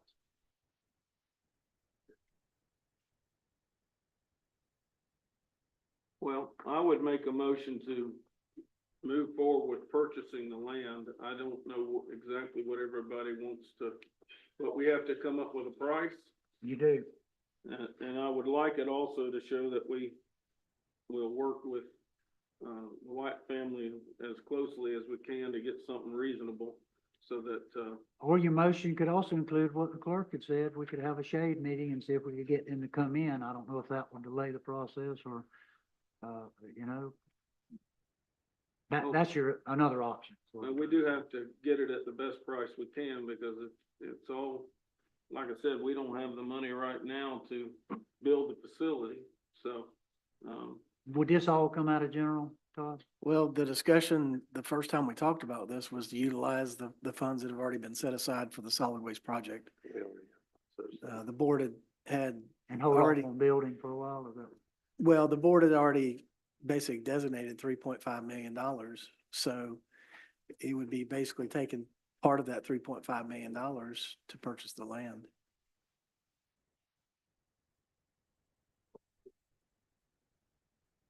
I'm sorry, I didn't mean to. 7,000 an acre, is that pretty reasonable or is that not reasonable for timberland like that? I don't know what's timberland going for like that. I mean, it's a large piece of land. It's not like you're going in there buying 5 acres to put a house on. You're buying 48 acres. Well, it's a lot. I talked to some people in different counties that this is what they do a lot. They said, yes, it's a large acreage of land, but in the timber business, it's not. They buy 2, Oh, yeah. 3, 400 acres, so naturally, if you buy 400 acres, the price usually starting to ease down a little bit. So I just I asked them what they thought was a good price, and most of them said around 7,400, 7,800, is what they said. So that's kind of where I came up with the 7,500. So. but- But they might counter. Well, they're, They yeah, they may. might, and that's what I'm saying. When we can place an offer and they can counter, can't they? Mhm. So we could say, $350,000 and let them counter what and then we'd have something to negotiate. I mean, but I don't wanna get it so low that they say, no, we're not interested at all and walk away, but. I'd almost be in favor of $299. That's a little bit over $6,000 an acre. How long's it What been are on you the market? willing to pay for? Huh? What are you willing to pay for? Depends on how bad we want it, I guess. I don't Well, know. I'm willing, my price is somewhere between 7 and 75 is what I'm thinking of. And, you know, I think something we can bite at is that I'm not buying it So if you myself. can't get it for that, you're not willing to purchase. It would it would hesitate to buy it if I couldn't get it for around that. Yeah, Bobby, how long's it been on the market? Only a couple weeks. No, we've been talking about it for a month, Couple months, so man. about 4 or 5 weeks, I'd say. Is there a sign on the property, Michael? One time at the gate. You think anybody else is interested in buying it, Mike? I heard there Do were. I? Anybody else interested in buying I'm interested, but I ain't got that kind of money just to throw away. Yeah. it? I heard there was a group of 3 or 4 that were wanting to buy it, but I don't know who they were or what they were wanting to buy it for. But, They ain't making no they more. were having a hard time coming up with the money too, so, They ain't making no more of it. no. How much did you say help for me, Bobby? I mean, the number that was given me, that's a pretty solid number. They work with a lot of times like 7,500 an acre, so. That'd But be you can offer whatever you want. That'd be 360,000. But you're saying that 299 is, 6,000 more than they paid for it. But it's like Mr. White said, they've spent more than $6,000 probably clearing, chopping, planting and doing everything they had to do in there, so. How much did they pay for it when they bought it? They paid $252,000. I'd like to. May of 350,000. So they'd make $50,000. They paid how much for it? 252? We According, offered them $350,000, they'd make just under $100,000 on it in a year. Well, Well, they have some. they've I mean, I know invested, they they've had invested. cost of clearing the land, but I don't know that they got $100,000 in clearing the land. No, but they probably got more than you think. They don't see. I know. you've been there, right? And for the record, they've owned it for 2 years, but. Well, I'm gonna throw it out there and see if anybody buys on it. We move forward on this property and ask a price of $350,000. And I want it to be stated that we want to work with the White family as much as possible, come up with a reasonable buffer for them.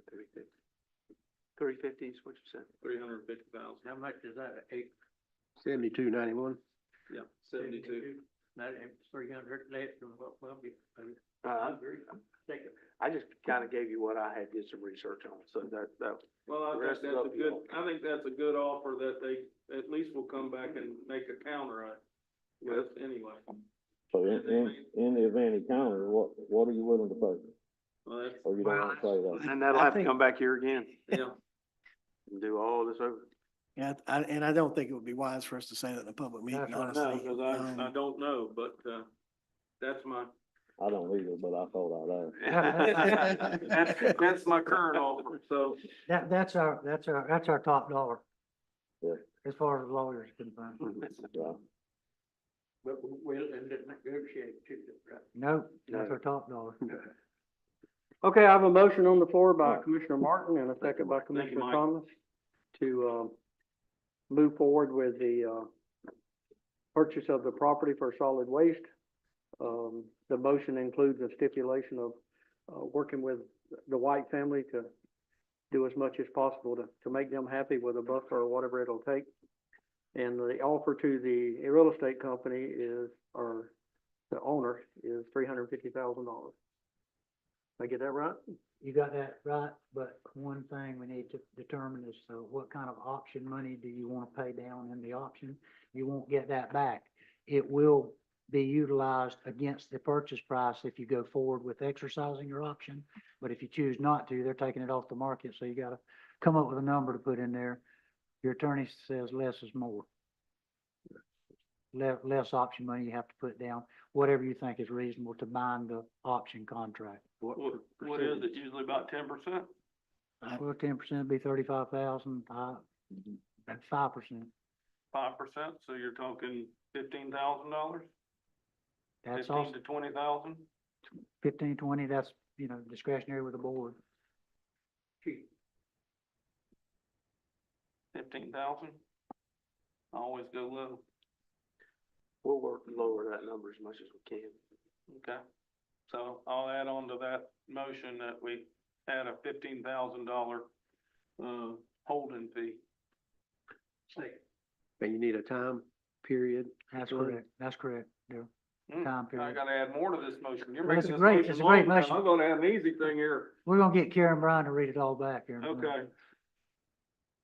Let's So, give us at least, again, try to get, let's try to what's get, the- 350,000, 350,000, 15 holding. 15,000 option money, which is Right. non-refundable if y'all don't go through with it. And a time period. What is the duration of the option? Because they're taking it off the market for that period of Three time. months or 4 months? 6. 6 months? You got to zone it also. Okay, 6 months. I just was asking. I didn't know. 6 months, then I'll say 6 months. Yeah. Okay, so you're at. Sorry about it. I didn't quite I'm mean just it. adding to I the didn't mean motion. that the So way the that came motion out. is to make an offer on the property for $350,000 with $15,000 non-refundable holding fee and Option. money. option money, and for it to be taken care of in 6 months. That's the I motion. think you got it. And the second. Okay, Right. now, if you offer them 350 and they say no right up front, then the deal's off. No, Mhm.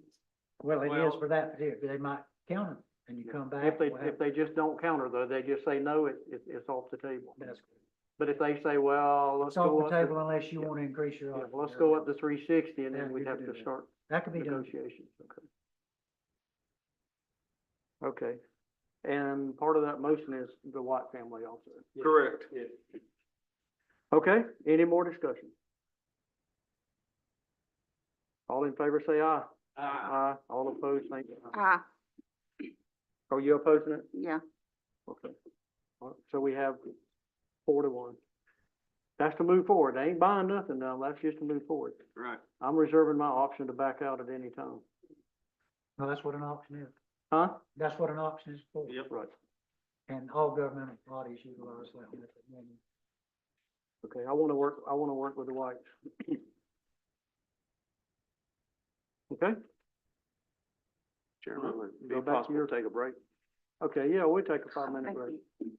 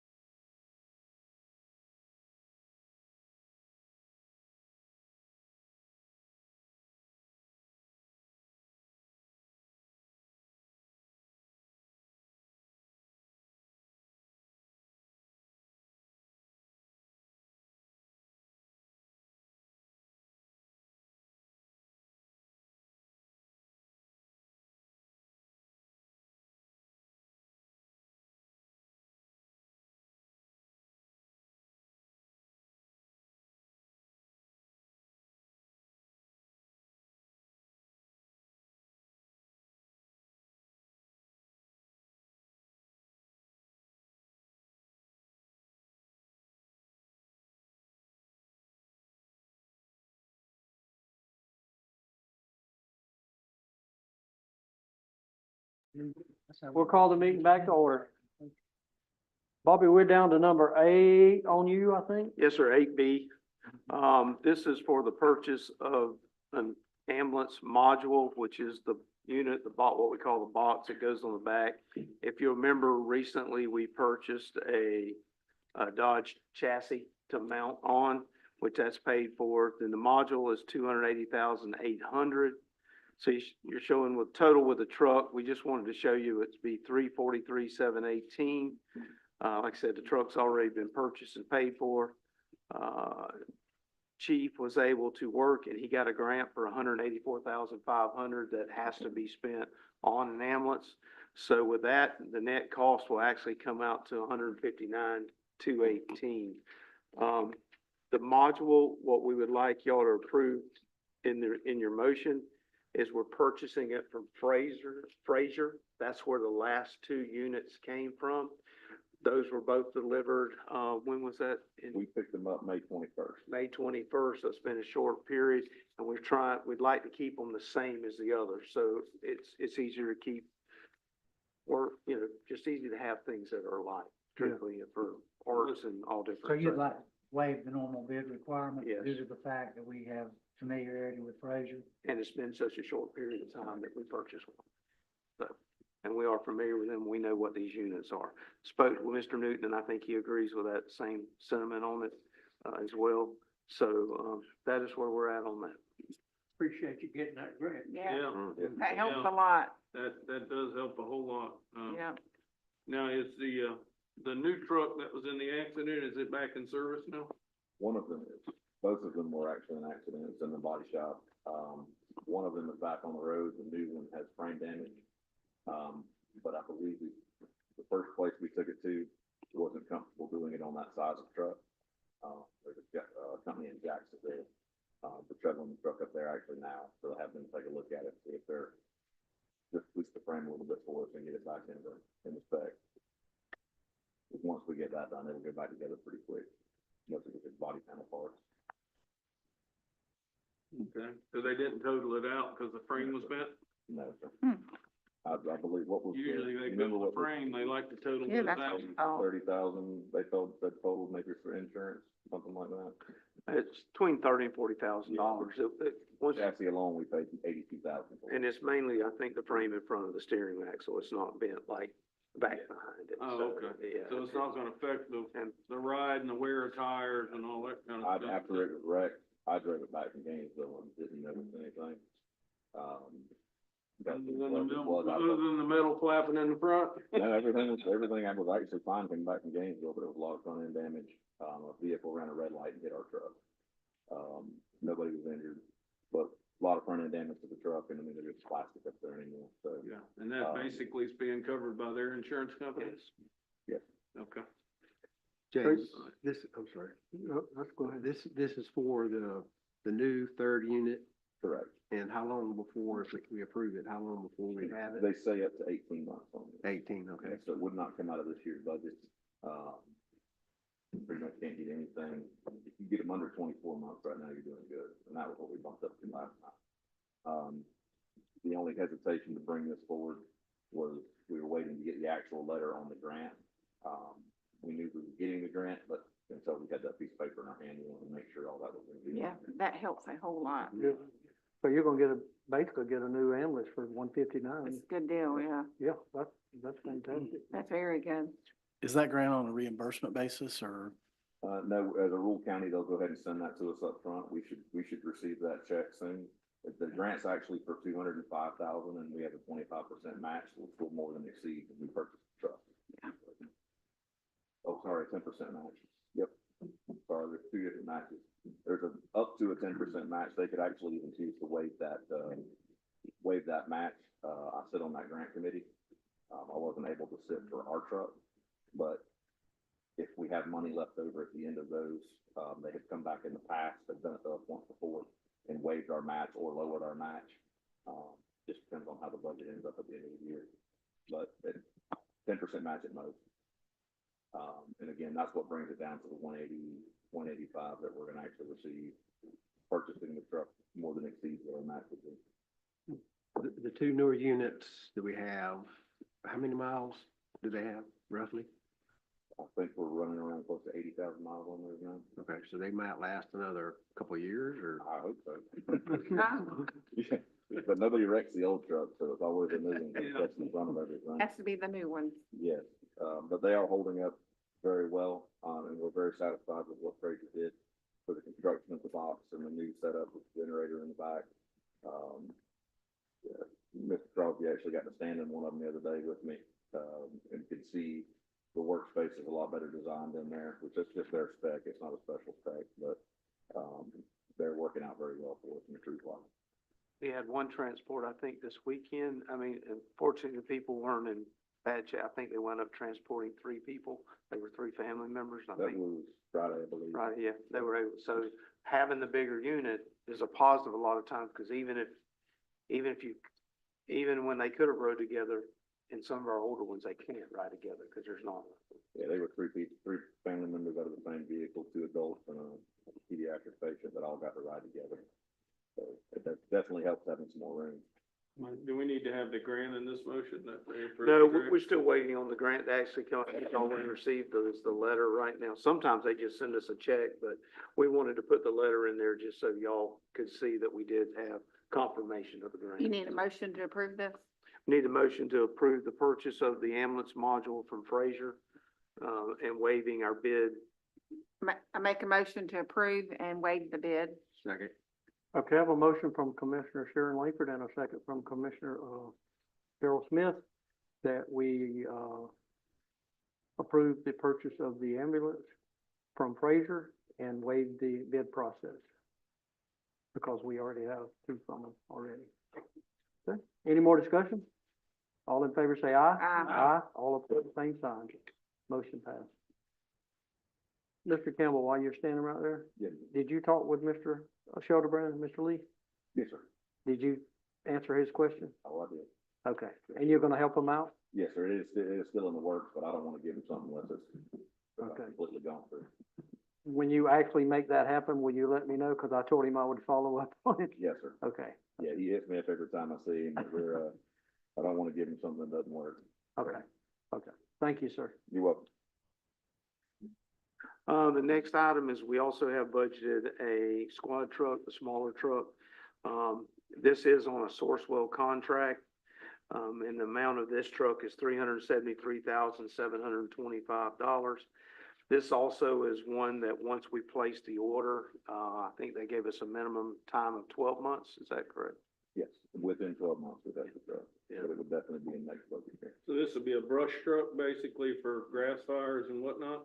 Essentially, our squad truck, which handles all advanced life support calls, vehicle electrification, house fires. I mean, this truck is our Swiss Army knife, goes to everything. The truck we have currently is a 2018. And we've got over 200,000 miles on that truck now, the primary truck. We're running out of room for equipment, and luckily we didn't have to come to the board with it because we were able to recover it.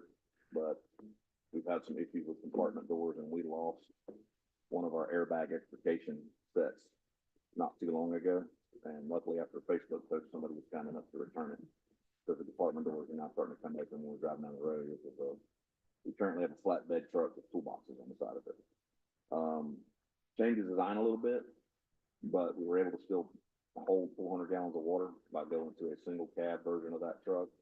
But it's got the roll-up doors and a compartment on it that looks like a fire engine on the backside.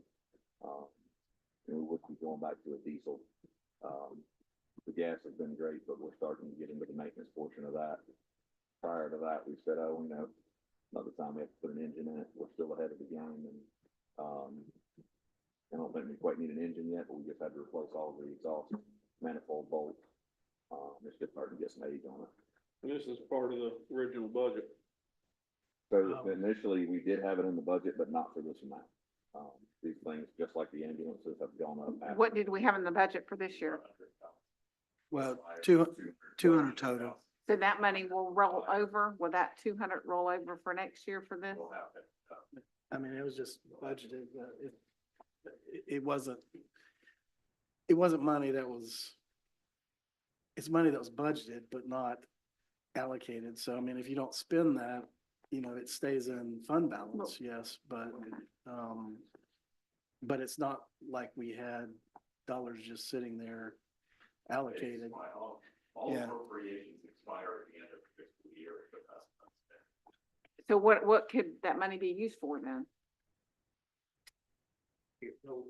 I'm not sure. So it's gonna roll back in then? Cause we didn't. Well, if purchase you it don't this year. spend it, then But we're not spending it, we're not buying it this year. It'll stay in your fund balance. it'll stay in your fund balance, yes, but, like you said, I mean, if It doesn't stay, but that fund balance is left out. Mhm. This is the budget. So budgets are appropriated. And once the appropriation expires, then all unspent money. yeah. My question on this truck, it just seems like an awful lot of money for a truck. But, so I'm assuming this truck is coming with everything already on it. You're not gonna have to put some kind of this on there and spend another $200,000 to get it ready to go. With this price is ready to go in the field the day it comes, so that includes the water tank and the pumps and the motors and the hoses and everything. I know you buy an ambulance for this much and then you have to spend a bunch of money more to put a cab on it. This is coming complete, ready to go. Yeah, this is a ready to go truck. Now, it doesn't have the fire hose and fire tools on it, but of course, we would move that over from another truck. We do have an appropriations request out for a truck like this, so if they were to grant us the appropriations, which is a $400,000 request, not only would it, if they did it in a timely manner, we approved it today, they did it in a timely manner, we could approve this truck, and there's even an option to prepay and get, $11,000 or $12,000 discount on that. What we need to do is get it approved, because again, it's gonna be a 12-month truck, and we do need to get something in the works to replace our current truck. Now, we made out very well on the ambulance. We had budgeted initially 400 for the ambulance and 200 for this truck. With adding the grant in on the ambulance, of course, they're split between different budgets now, but we're still almost $66,000 better than what we anticipated on this. Got money for the ambulance, but ended up having to pay considerably more for this truck. I have been trying to build this truck for 2 years to try to find somebody who, one, can get us a decent turnaround time, and two, can fit what we need on it without going into a larger, like an international style truck. I still need a truck that's small that can get into tight places. This was the best option we could come up with, and honestly, he exceeded my expectations on the build sheet on this. He did everything that we needed, and it's got a lot of room for us to do everything, a lot of room for us to actually mount our tools where they're supposed to be. So everything's just not thrown in a compartment. But essentially, we've been looking for a new brush truck, or a new squad truck for a while, and with that one getting 200,000 miles on it, I don't think we've ever been over about 150,000 on one of these trucks. So if we prepay, you said we'll get we'll get a discount? There is a prepay on that. There's a prepay discount. I would not recommend that. It gives you a discount of $11,289. The problem is you're 100% paying for something that you haven't received yet. And if something happened, kind of like we had in the past where they're not able to produce, now you've got to get your money back. Just to give you an idea, based on our rate of return, you're going to earn more than that if you just leave the money in your account. So I would recommend us earning interest on it, not get the discount, and pay for it when we receive the item. And that wasn't an option we asked for. It just happened. Okay. Also, in addition, that is actually a violation of the tax. Not supposed to prepay. Yeah, because you haven't received the item. Unless there is a. Sure, yeah. Definitely. They could go bankrupt and then we'd be Yeah. in the court trying to get our money back. Now, this is a Ford. Is it a 250, 350, 450, you know? F600. 600. Okay, so Wow, it's it's a big, So that's how, it had to go to and we learned a lot in building this truck. We currently run an F550 with a 400-gallon tank. And the new regulations will not allow us to put 400 gallons of water on a 550. NFPA gets a little more strict every year. This has a bigger axle in the front end, but they only offer it in a single cab. However, the room that we lost in the extended cab portion of it, which is literally piled full of their gear, we gained in the back plus some. This also allows us to take the fire gear out of the compartment that they sit in every day. So the off-gassing of the carcinogens from the fire gear and the air packs is now in a compartment on the back and not right in the cab with them everywhere they go. That's been a big push in the fire service. So it helps us out on a couple different goals. I imagine it helps keep it a little cheaper too, because a single cab's a lot cheaper than a double cab. Four-wheel drive? Four-wheel drive, winch, plenty of steam lighting, plenty of compartmentation. It holds all the water that we've got now, and we designed the pump on the back to perform just as good as the one that we've been using, which has been very good for us. How old are the current squad trucks? The newest squad truck's a 2018, You know how many miles? a little over 200,000. I think it's been a week or two since I've looked at it, but it was about 205. This squad truck here still don't respond to ambulances, the rig. They respond to every high-level call. That's a good thing to have. Yes, sir. Well, that truck basically runs with an EMT and a paramedic on it as well. They can do everything that the ambulance does except for transport the patient. But if you run an accident, this is the one that cuts the car up.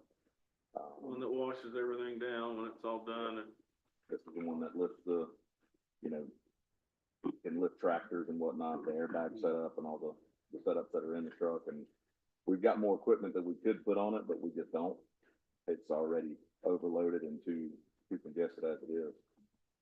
So we knew when we went to get another truck, one, even buying the same truck that we bought last time is well over $200,000. And we've outgrown that so far. We've outgrown that the day we moved into it.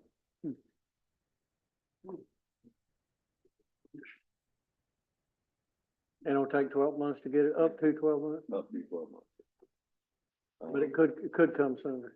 Could come sooner. They offer, pre-build, through like a Zoom call, so we can do that without having to travel. And then once the truck is built, we would have to go pick it up in South Dakota unless we paid somebody to bring it here. But as we've seen in the past, we can go up there and get it a whole lot cheaper. And there's no travel built in. Some of these vendors have built travel into their quote. And they throw a random number out there and it's always high. So we take care of our own travel, but should be the only time we have to go do anything is when we get pick it up. We need a motion on this. Yeah. I'll make a motion that we, order the new Rosenberg brush truck for, $373,725.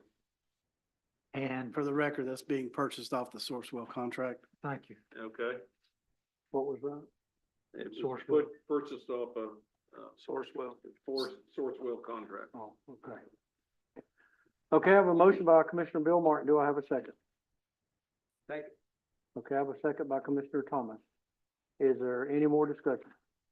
Jane, somebody might ask, is there a cheaper option? And I'm guessing you could find something cheaper. It just wouldn't have what we're, Wouldn't meet our needs, and we've tried, multiple vendors. Like I said, I've been at this for 2 years, and finally found a vendor. Rosenbauer builds these trucks, and the reason they can get them faster in the compartments they offer, they build most of the trucks that go to California. They have a very big product line that they run, but nobody else has been able to even give me, this is the only quote that I've gotten in the last 10 months. Nobody else has even been able to build what we were looking for. Most departments are going with a larger truck, and when you get up to that international chassis, so they can hold more water, jack up the cost of the chassis, and then it's just as big as a fire truck, so it kind of defeats purpose. And one thing about fire trucks is most of them do not pump and drive at the same time. It's normally a PTO, you have to do one or the other. This truck has to be able to pump and roll at the same time, just as all of our other ones do. So it's got a separate pony motor in the back that runs that, just like our current truck does. So if we found one cheaper, we'd have brought it to you. I don't think it wanna be till out of California either. No, but they do a lot of wildfires over there. This company builds They a should whole know, bunch they of should know stuff for what works wildfires. out there, that's for sure. Okay, any more discussion? Hearing none, all in favor say aye. Aye. Opposed, same sign. Motion passed.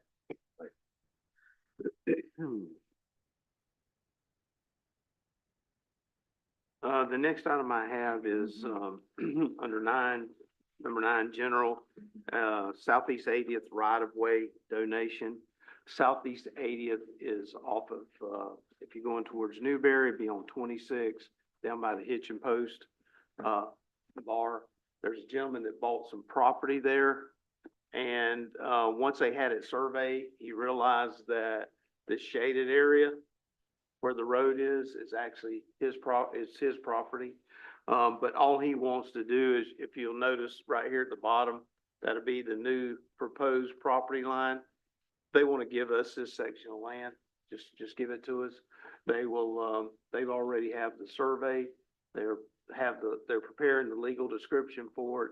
Only thing we would be required to do is, I'll ask Mr. Lang if he'll create a deed for it. So that's all we'd have to do. I also want you to notice, if you'll notice 80th right here, where we pave it and all, where we grade it, we've been grading that for a number of years, so. They say the county owns that road already. Right, he just wants to clean it up and Okay. make it, and, he's proposing, which I think y'all have already approved a boat storage there, if I remember correctly, but they've made some Right. changes, so it's gotta come back to you. And in that section of road that runs to where his turn-in is he will be paving that. He is required to pave it to that point in the proposal, and he has agreed to that if y'all approve it. But that's at another meeting, but just to kind of let you know. But really, right now, all we need is an approval to accept this and allow Mr. Lang to create the deed. How do we know it doesn't have a mortgage on it? That we need a little title search? We can. Of course, I'm sure it won't take long. I'm Because sure he's- he just had one done because he bought it. that's what I was just thinking, saying it might have included that, so we gotta make sure that's not in there. Yep. Okay, All right, legal and title search. okay. Second. I have a motion from Commissioner Thomas and a second from Commissioner Martin to, accept the gift of the property and, instruct Mr. Lang to, produce the deed. Is there any discussion? Hearing none, all in favor say aye. Aye. Aye, all opposed, same sign. Motion Thank you. passed. The next item, is the final payment for construction to Allstate for the jail. If y'all know, Mr. Newton and I have been working on this quite a lot, but, we wanted to be sure this final payment came to y'all. We do want to let you know, we had no contingency on this job, so we had no additional money. Just some things that came up during the construction, that they had to do. They have requested an additional amount of $143,061.95. Mr. Newton and I didn't agree with that, so we went to bargaining with them. We wound up getting that discounted by a little over $55,000, so it brought the additional total down to $87,998.76. So with the approval of the application number 33 that you're looking at, the $208,371.42 includes the $87,998.76 that we just spoke about. That's included in that amount. So with approval of that amount, then, the jail, that will be the final payment for construction of the jail. And we've been in that new jail now, what, about 4 or 5 months? Under which one, I don't remember the exact I'm opening date, sorry, but I there can't remember, but it's seems been a to be while. running smooth with no complications, things Uh, that. Everything's been, yes, sir, everything's been going really good. We've had a few warranty items, but items you expect, and I'll tell you, we haven't had an item yet, they didn't respond the same day, even if it was after 5 o'clock. They've never said it's too late, we can't come till tomorrow. I think we might have had one that they came the next day, but it was something that it was at 4 or 5 o'clock, we called them, and it was something we could, Wasn't a safety concern. no, it wasn't, we could make it till the next day, and we told them it'd be fine to come the next day, mainly because they had been such great responding on it. So all the issues are But they resolved, would be, so like, all the issues are resolved, Bobby? As I have not heard of any other major issues at all, not since we got through the, incident with the heat. They came and did a 6-month, walkthrough, like literally going through just about everything, mechanical, plumbing, electrical. I mean, even just down to the doors, you know, all of the door hardware and things like that. And they had, representatives from, you know, companies that did all of those items. And basically any little thing that came up, you know, it was notated and some of the things were fixed that day. But we'll be having a 1-year follow-up as well. So, just to see if there's any additional. How many inmates do we have in there right now? It fluctuates, but, the other They day have they had had, over 80 at one time. I don't know. and yeah, it- they had about 60 whenever I was there the other day, What's the capacity? 85. 85. Good deal. He's Well, filling it up. we're not having to pay out anymore, so That's that's a right. good thing. That's been nice not to see those large bills. Yeah. It's nice not to Yeah.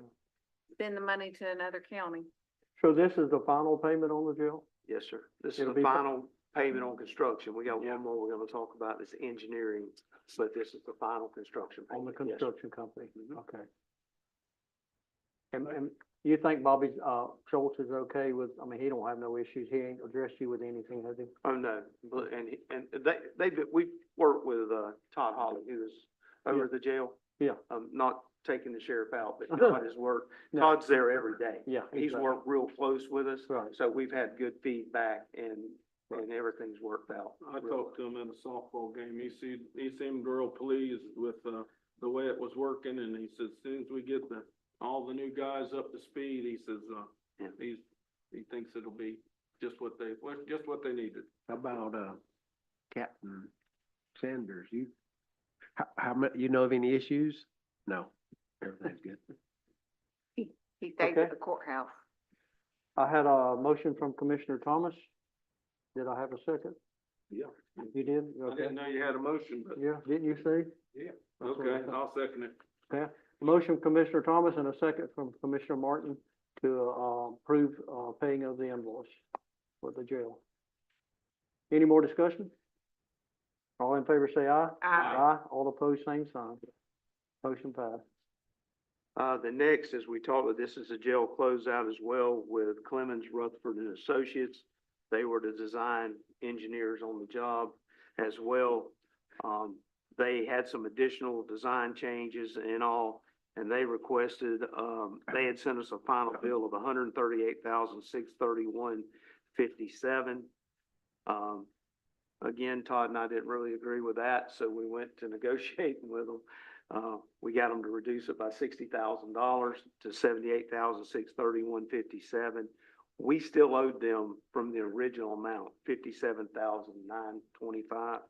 So we have a difference of $20,705.71. So with the approval of paying them, $78,631.57, that will close out all we owe on the engineering, and that will be the final payment for engineering and then with that in construction. The jail will be paid.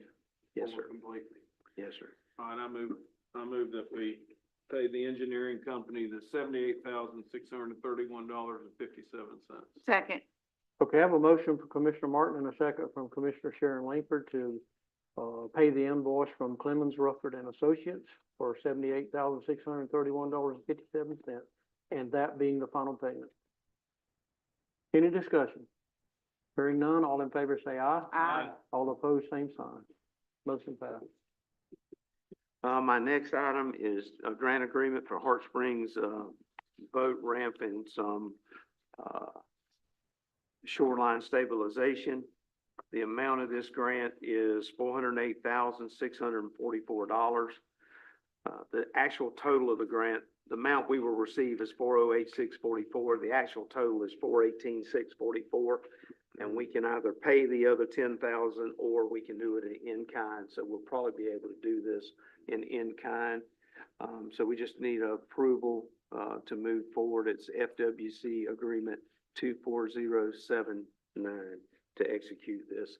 This will actually, like I said, stabilize it, and along the, boardwalk, there will be areas where people can actually park their boats, tie off and walk into Hartsburg. I make a motion, we approve, FWC agreement 24079. Okay, do I have a second? Second.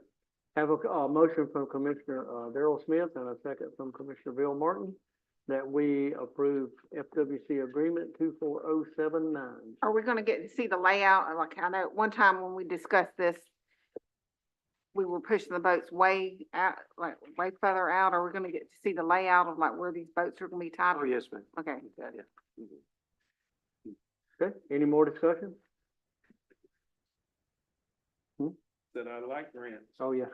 Okay, hearing no discussion, all in favor say aye. Aye. Aye, all opposed, same sign. Motion passed. Does this grant include restoration of the river banks there at the boat ramp? Part of it. Part of it. We're gonna work on a second grant to get the remaining part done. But we've done the engineering on it. The first grant, or the grant we're working on now, will wind up, but yes, it does some bank stabilization. I just think they go to their feet and that makes it really the way they have. Well, we pointed out the fact to them that with the amount of erosion there in the last 20 to 25 years, you wait another 20 to 25 years and you won't go to that boat ramp because there won't be anything. It won't be there, will it? And that's like D-Ray's yard. If you go down there to his house and look at the erosion that occurred there, and they won't let him do nothing to stop it 25 years from now. Yeah. I don't know what you do. And be to his house. Yeah. Number 10 is the E911 grant. You know, this is the rural grant. It's $46,169.20. We just need permission to execute the grant. Grant number 25-04-09. And this actually is for some of the maintenance, the MEVO services and software. Motion to approve. Okay, I have a motion from Commissioner Thomas. Do I have a Second. Second from Commissioner Sharon Langford to approve the 911 rural grant, number 25-04-09. Any more discussion? Hearing none, all in favor say aye. Aye. Aye, all opposed, same sign. Motion passed. Yeah, Mr. Chairman, let you have some questions to me at this point. That concludes my. I got a comment, just looking at the agenda. I don't know how many times you've said grant today. But, there's 7 or 8 counting consent, agenda. And I mean, I know all of us know this, but staff, Bobby, and all the people that work with you, your department heads, I mean, it doesn't just happen. And not just everybody gets grants. And so we appreciate very much what you're doing and what y'all are doing. Wouldn't be where we at without them. You're right. It, We're very fortunate. A and lot of surely- our staff members too, you know, they work with us very well, getting the information together and seeking grants. So between the good team we've got, it really helps a lot. So, and if you notice, you probably noticed a lot of the, things in the consent agenda, most of those were grant funded as well too. So that were paid. So that's all very, very good. Well, we appreciate it. Sure makes it a whole lot easier when you're when you're making a motion to spend $300,000 to $400,000 and part of it's a grant. That makes it real easy. And when it's all a grant, then it makes it super easy then. So, we appreciate it. Yep, we do. It helps keep the county as good as it is. Okay, we'll go to the county attorney. Mr. Chairman, I have one item on my agenda. We've already handled number one, the ship satisfaction. The item I have on is that we don't have a code enforcement officer to handle, code violations for the county right now. We have a code officer to find the violations, but we don't have a special magistrate to conduct the hearings based on those, alleged violations. Mr. Crosby, with his staff, went out and did a request for proposals. It was advertised on February the 27th and also on March the 6th of 2025. And they didn't receive any responses. And he asked me, would I look into the matter? And I did some calling to Chiefland, High Springs, Gainesville, Lutchfield County, several different places. And I came up actually with one individual over in Gainesville, an attorney, been practicing since about 2004, I believe, 2003 or 2004. But anyway, his name is Evan D. George. He submitted his resume, which is up there before you. He has a law office at 4400 Northwest 23rd Avenue, Suite A, Gainesville, Florida. I spoke with him on the telephone. I asked him to send that resume, which you have there before you. Also, I have the member profile from the Florida Bar that shows that he was admitted in 2005. There's no 10-year disciplinary hearing. Graduated from the University of Florida, Frederick G. Levin College of Law in 2003. He speaks Spanish as a second language. And also, I sent him a copy of Mr. Alan Kay, the agreement we had with him, and he's agreed to do the service. His charge would be $350 per hour for the time at the hearings. Also, he'd bill for 1 hour of round trip travel cost to Trenton plus 70 cents a mile on top of that. If the board is so inclined, I would ask for approval for that so we can offer him this position and then start hearing some of these cases that have backed up. We haven't had any communication with Mr. Alan Kay, who was our longstanding special magistrate. He did it for years and years after David LaCroix finally resigned, and we've been unable to make contact. So we've got to have somebody. We had one other firm that attempted to, they sent a resume up here, but we were, the issue was, I believe that they're trying to establish or have established a local office in Gainesville, but they were out of Coral Gables and really didn't know a lot about them being that far removed, and thought that it might be more beneficial for the board to have someone that had a local office in Gainesville. And actually, they're an individual. It's not a big firm. It's an individual person that can come and handle that responsibility. And if we don't like it, don't like the service they're giving us, you can get out of this, I believe, in 60 days notice served on either, 30 days notice served on either party on the other that they don't like the terms of the agreement, they want to terminate it. So with that's my spiel. Bobby, you can add anything you might like, but I think you covered it all. it's hard to find a magistrate, to be perfectly honest with you. It's taken us, well, since that advertisement appeared. So this is the person you recommend? Well, I don't know a great deal about him other than his resume. I'm kind of like y'all, but he's got a nice You resume. hadn't got nothing. The Florida Bar says that, Says he's a member in good standing, no disciplinary, and he's willing to do the job. And I've spoken Yeah. with him personally. I'll make a motion to approve. Second. Okay, I have a motion by Commissioner Sharon Langford, a second by Commissioner Smith to approve the hiring or agreement with Evan David George to become the code enforcement special magistrate, enforcer, whatever you want to call it. Well, some people call him hearing officer, but Hearing the officer. statute actually refers to it as special magistrate. Okay. It's kind of like a judge, Right. makes the decision. Now, when we spend this money to hire the guy and go to the service, does any of the people who are in code violations, do they share some of that cost? Initially, in the old days, you couldn't ask for that. I think you can ask for reimbursement for your costs and attorney's fees. But what that hearing officer is gonna do, he can fine up to $250 per day.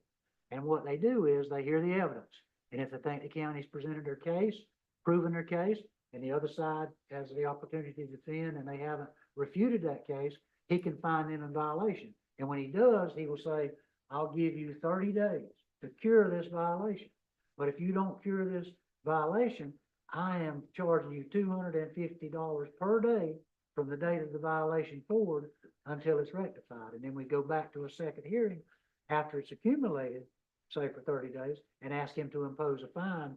That gets recorded in the public records as a lien against their property. And that's only cured then by you negotiating the price or if they're paying you the full amount of the lien that's been charged. It's a two-step process. So I think, yes, I think we can ask for our cost. Okay. Okay, any other discussion? Hearing none, all in favor say aye. Aye. All opposed, same sign. Motion passed. And what we'll need to do on that is, we'll need to get with Jennifer and give her his contact information so they can coordinate on setting the hearings. We can get Rodney to help up there with that going.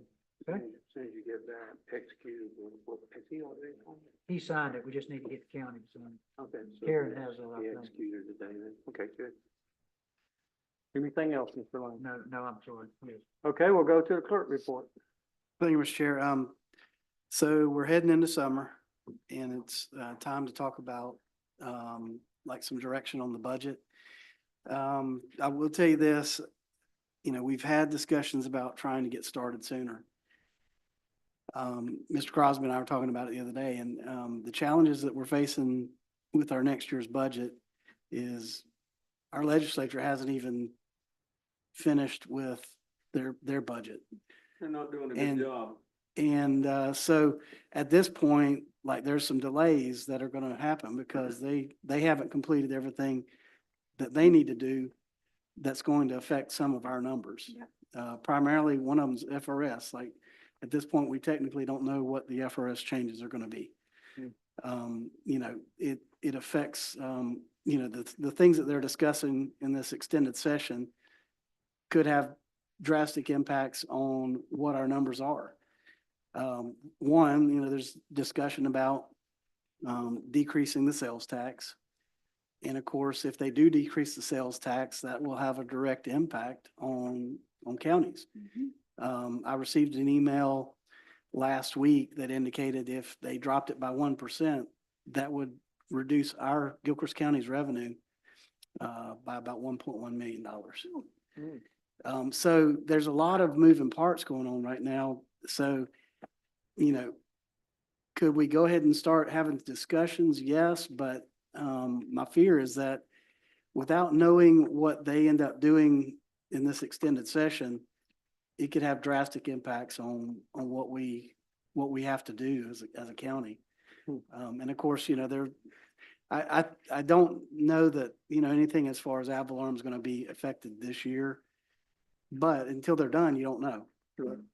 You know, as far as if there's any impacts to assessments, impacts to ad valorem, or, you know, impacts to our sales tax revenues. We do know, Mr. Crosby and I, we had a meeting, what was it, a month and a half ago, 2 months ago, with health insurance. I do anticipate we're going to see some health insurance increases this year. Is that something that we may need to bid out? We haven't bid it out in several years. Is that something that we may need to bid out? I wouldn't recommend it. The reason that ours is going to potentially be increasing is because our claims are up. It's not necessarily the time you want to try and go out for bid. You know, basically, you know, ours is going up because our claims are high right now. So you wouldn't recommend it? I would not recommend it. You know, basically, when your claims are high, if you go out to bid, you're going to get you're either going to get high rates or they're going to bid it down and then come back and get you on the They're back gonna look at end. the numbers. Yeah, so, you know, health insurance is based on your claims. Yeah. You know, all insurance is, it's based on your actual Sure. claims. And so, I wouldn't recommend it. I don't think it would benefit us. You know, we're in a very good consortium. You know, our goal, our hope this year is that the group as a whole has a really good year.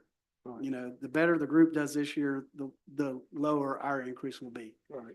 So, you know, that's our hope, is that the group as a whole does well this year. Mhm. And, you know, hopefully our increase won't be as bad as we anticipate. You know, I would recommend, you know, that we, you know, ask, you know, as we're preparing the budget, you know, that we use 10% as a number of the increase. And, you know, of course, we'll have our number in mid-June, so we'll know pretty soon. Right.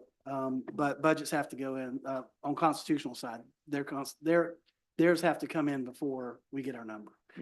So that would be my recommendation, is to request that they use 10% as a number, until we have a number to go. In about 3 weeks, we'll kind of know what the insurance rate's gonna be. That's Correct. only about 3 weeks away. That's right. Okay.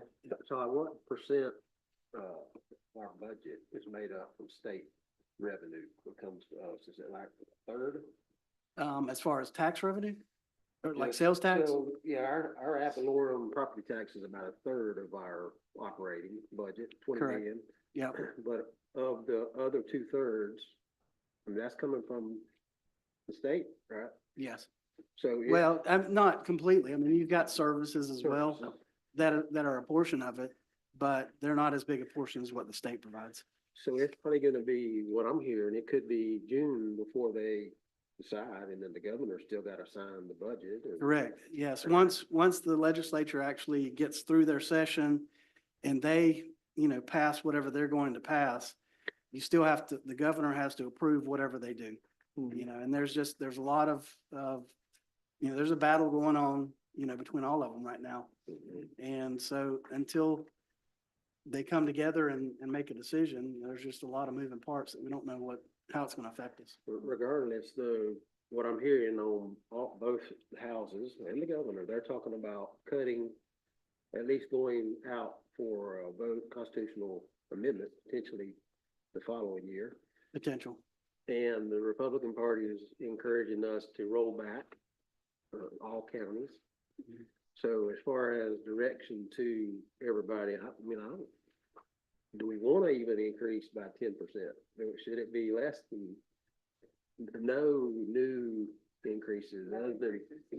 Well, your insurance is gonna be there. Yeah, You have to pay it. It's, as long as we offer the policy to our employees, I mean, it's an expense that you have to cover. So whatever that increase is, I mean, you're gonna have to cover, and so, I mean, as far as anything else, I mean, that's kind of up to the board, what direction you wanna, put, to departments and to constitutionals. That's in your purview. Well, if we're gonna have to be cutting our, cutting back, I mean, we can't allow any increases in the departments except for the insurance. From what I'm hearing, the ad valorem taxes is not gonna be anything dealt with. They're gonna talk about it and do some proposals and suggestions and all that kind of stuff, but I don't think it'll affect us at all this year. Probably next year I tend somewhat. to agree. It'll be put on the ballot eventually. It'll be a referendum, but I don't think we have no concern over that this year. Yep, I agree.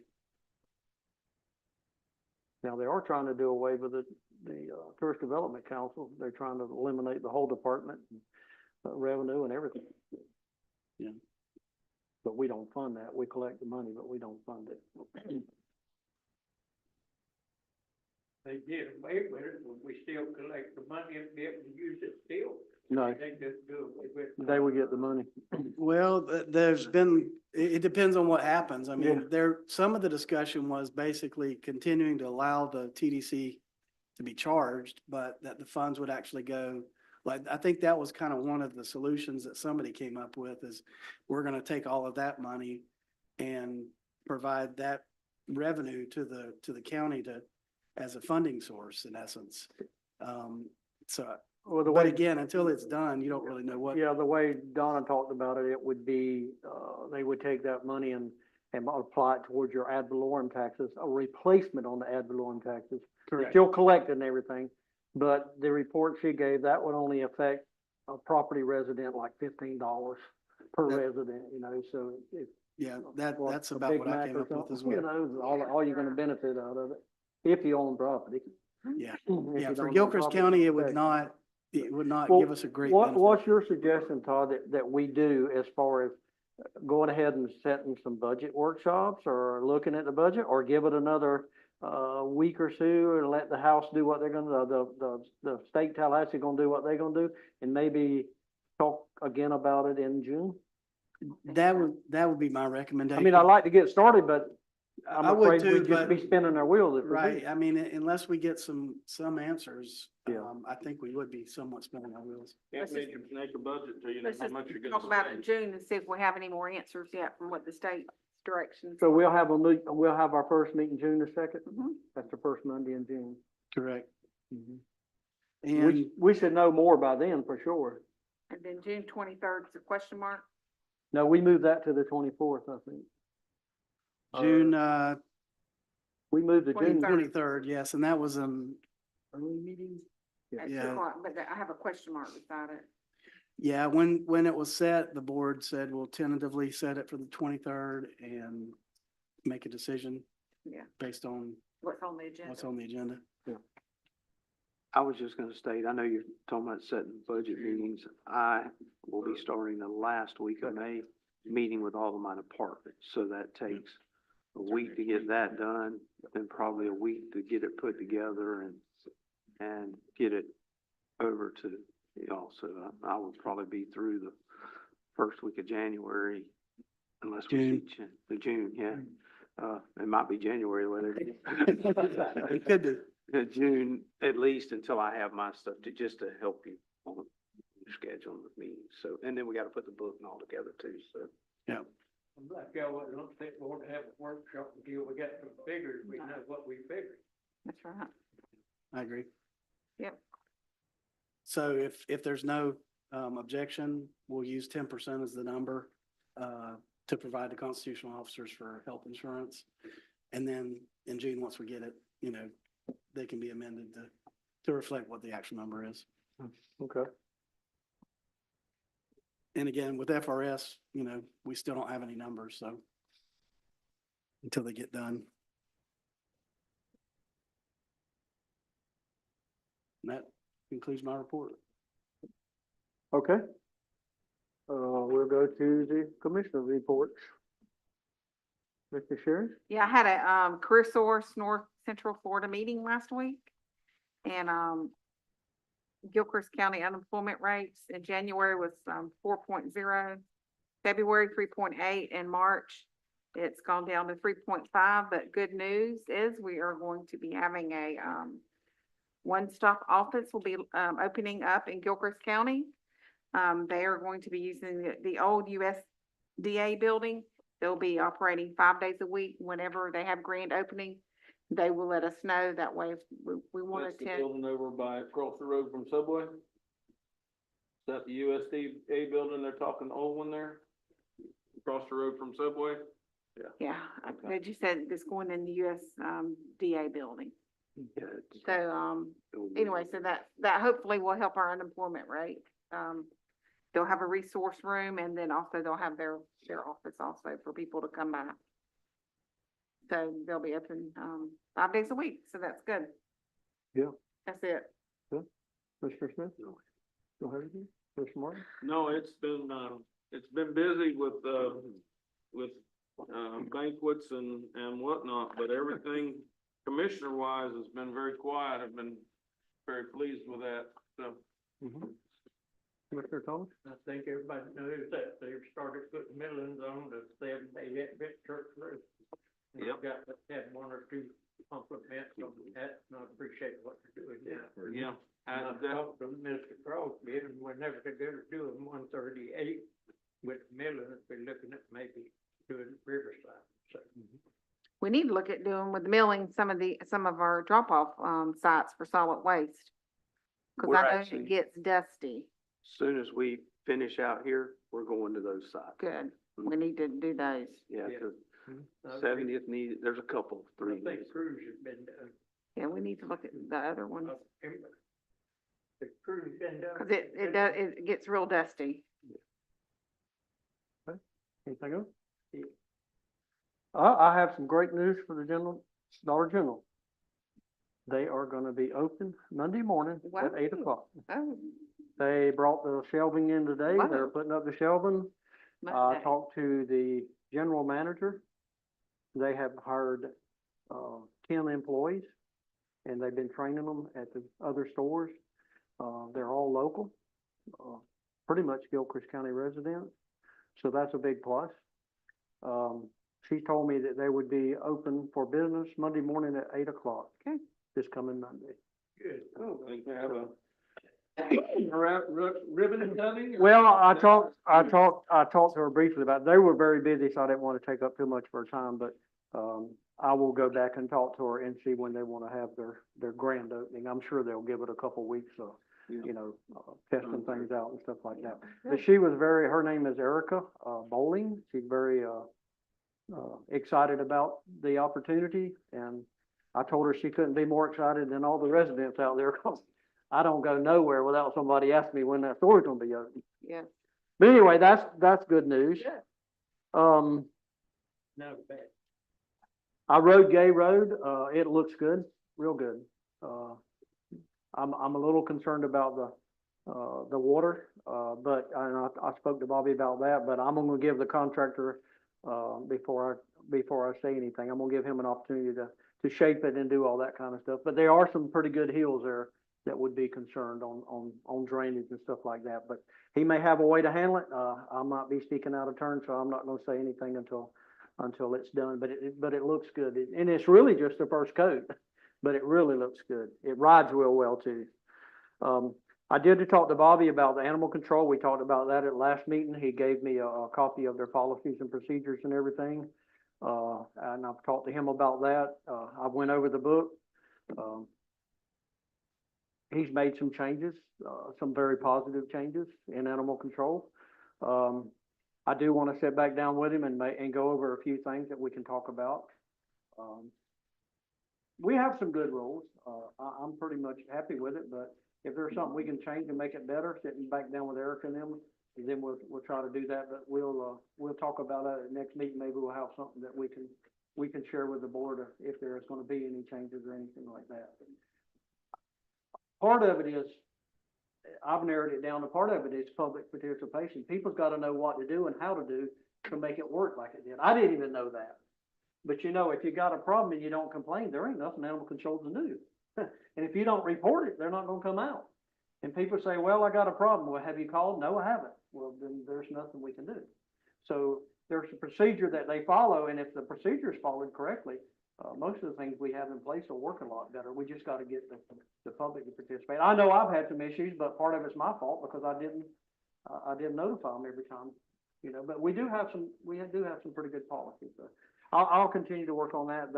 The permit meeting process, I did sit down and talk to Gene about it. I'm waiting on him to get back with me. He was wanting to do some research and stuff like that.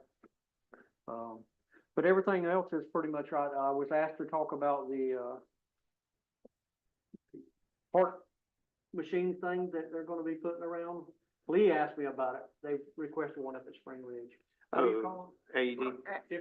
Yeah, the stipulate. Yeah, And Lee talked to Captain today, and I think they got all that worked out. Yeah, I think that's good. Other than that, like I said, Spring Ridge is fantastic. My thing with animal control and code enforcement, a lot of people that approach you with it expect you to turn it in. That's not my job to make that complaint. Yeah. They don't understand that they want to gotta fill it out. They want to gotta put their name to it. Right. I got in trouble one time, said my name on it, and that ain't good. Yeah. I think the procedure it's following the procedure. If we can just educate people on how it's supposed to work and make it work that way, we'll be a lot better off. But it's just that, well, I got a neighbor now, he don't wanna turn nobody in. Well, there can't nothing you can do if you ain't gonna turn them in. And I'm not gonna do it.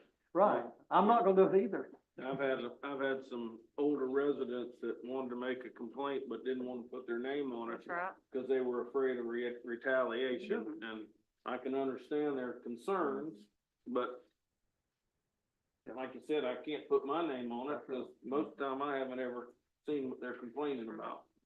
But I do think, animal control does a great job. I think Erica does a fantastic job. And I went and sat down with her and had a good talk with her, and she's got a lot on her plate. She does a lot of things. I mean, the phone must ring 10 times when I was sitting there talking to her. She keeps a lot of records. She does a lot of services. She offers a lot of services. So her plate's pretty full. And you got a big heart, too. Yeah, she does. And there are now enhancements to the dangerous dog statute that Darrell pointed out last month. It's House Bill 593, and they have made all the penalties for dog bites much more serious and more stringent. I actually have a copy of it if anybody wants to see it. That's good. Maybe we won't need it.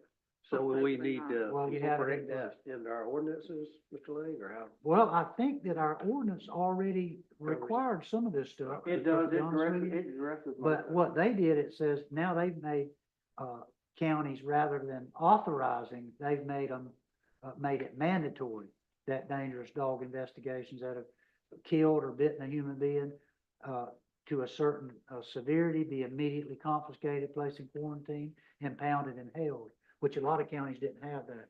Now you must do that. Let's do it, yeah. And it becomes effective July the 1st. It's been sent to the governor for signature if he'll sign it. As long as the governor don't veto it. Do what? As long as the governor don't veto it. I don't know why he would on that one. That's No, a no, public I safety wouldn't. issue there. Yeah, that one was, put together based on, 8-year-old getting killed over Volusia County, and you remember, I think we were up there that day when they were discussing, it. They had lots of support. I don't see it getting vetoed. No, I don't either. That's all I have. Does anybody have anything else?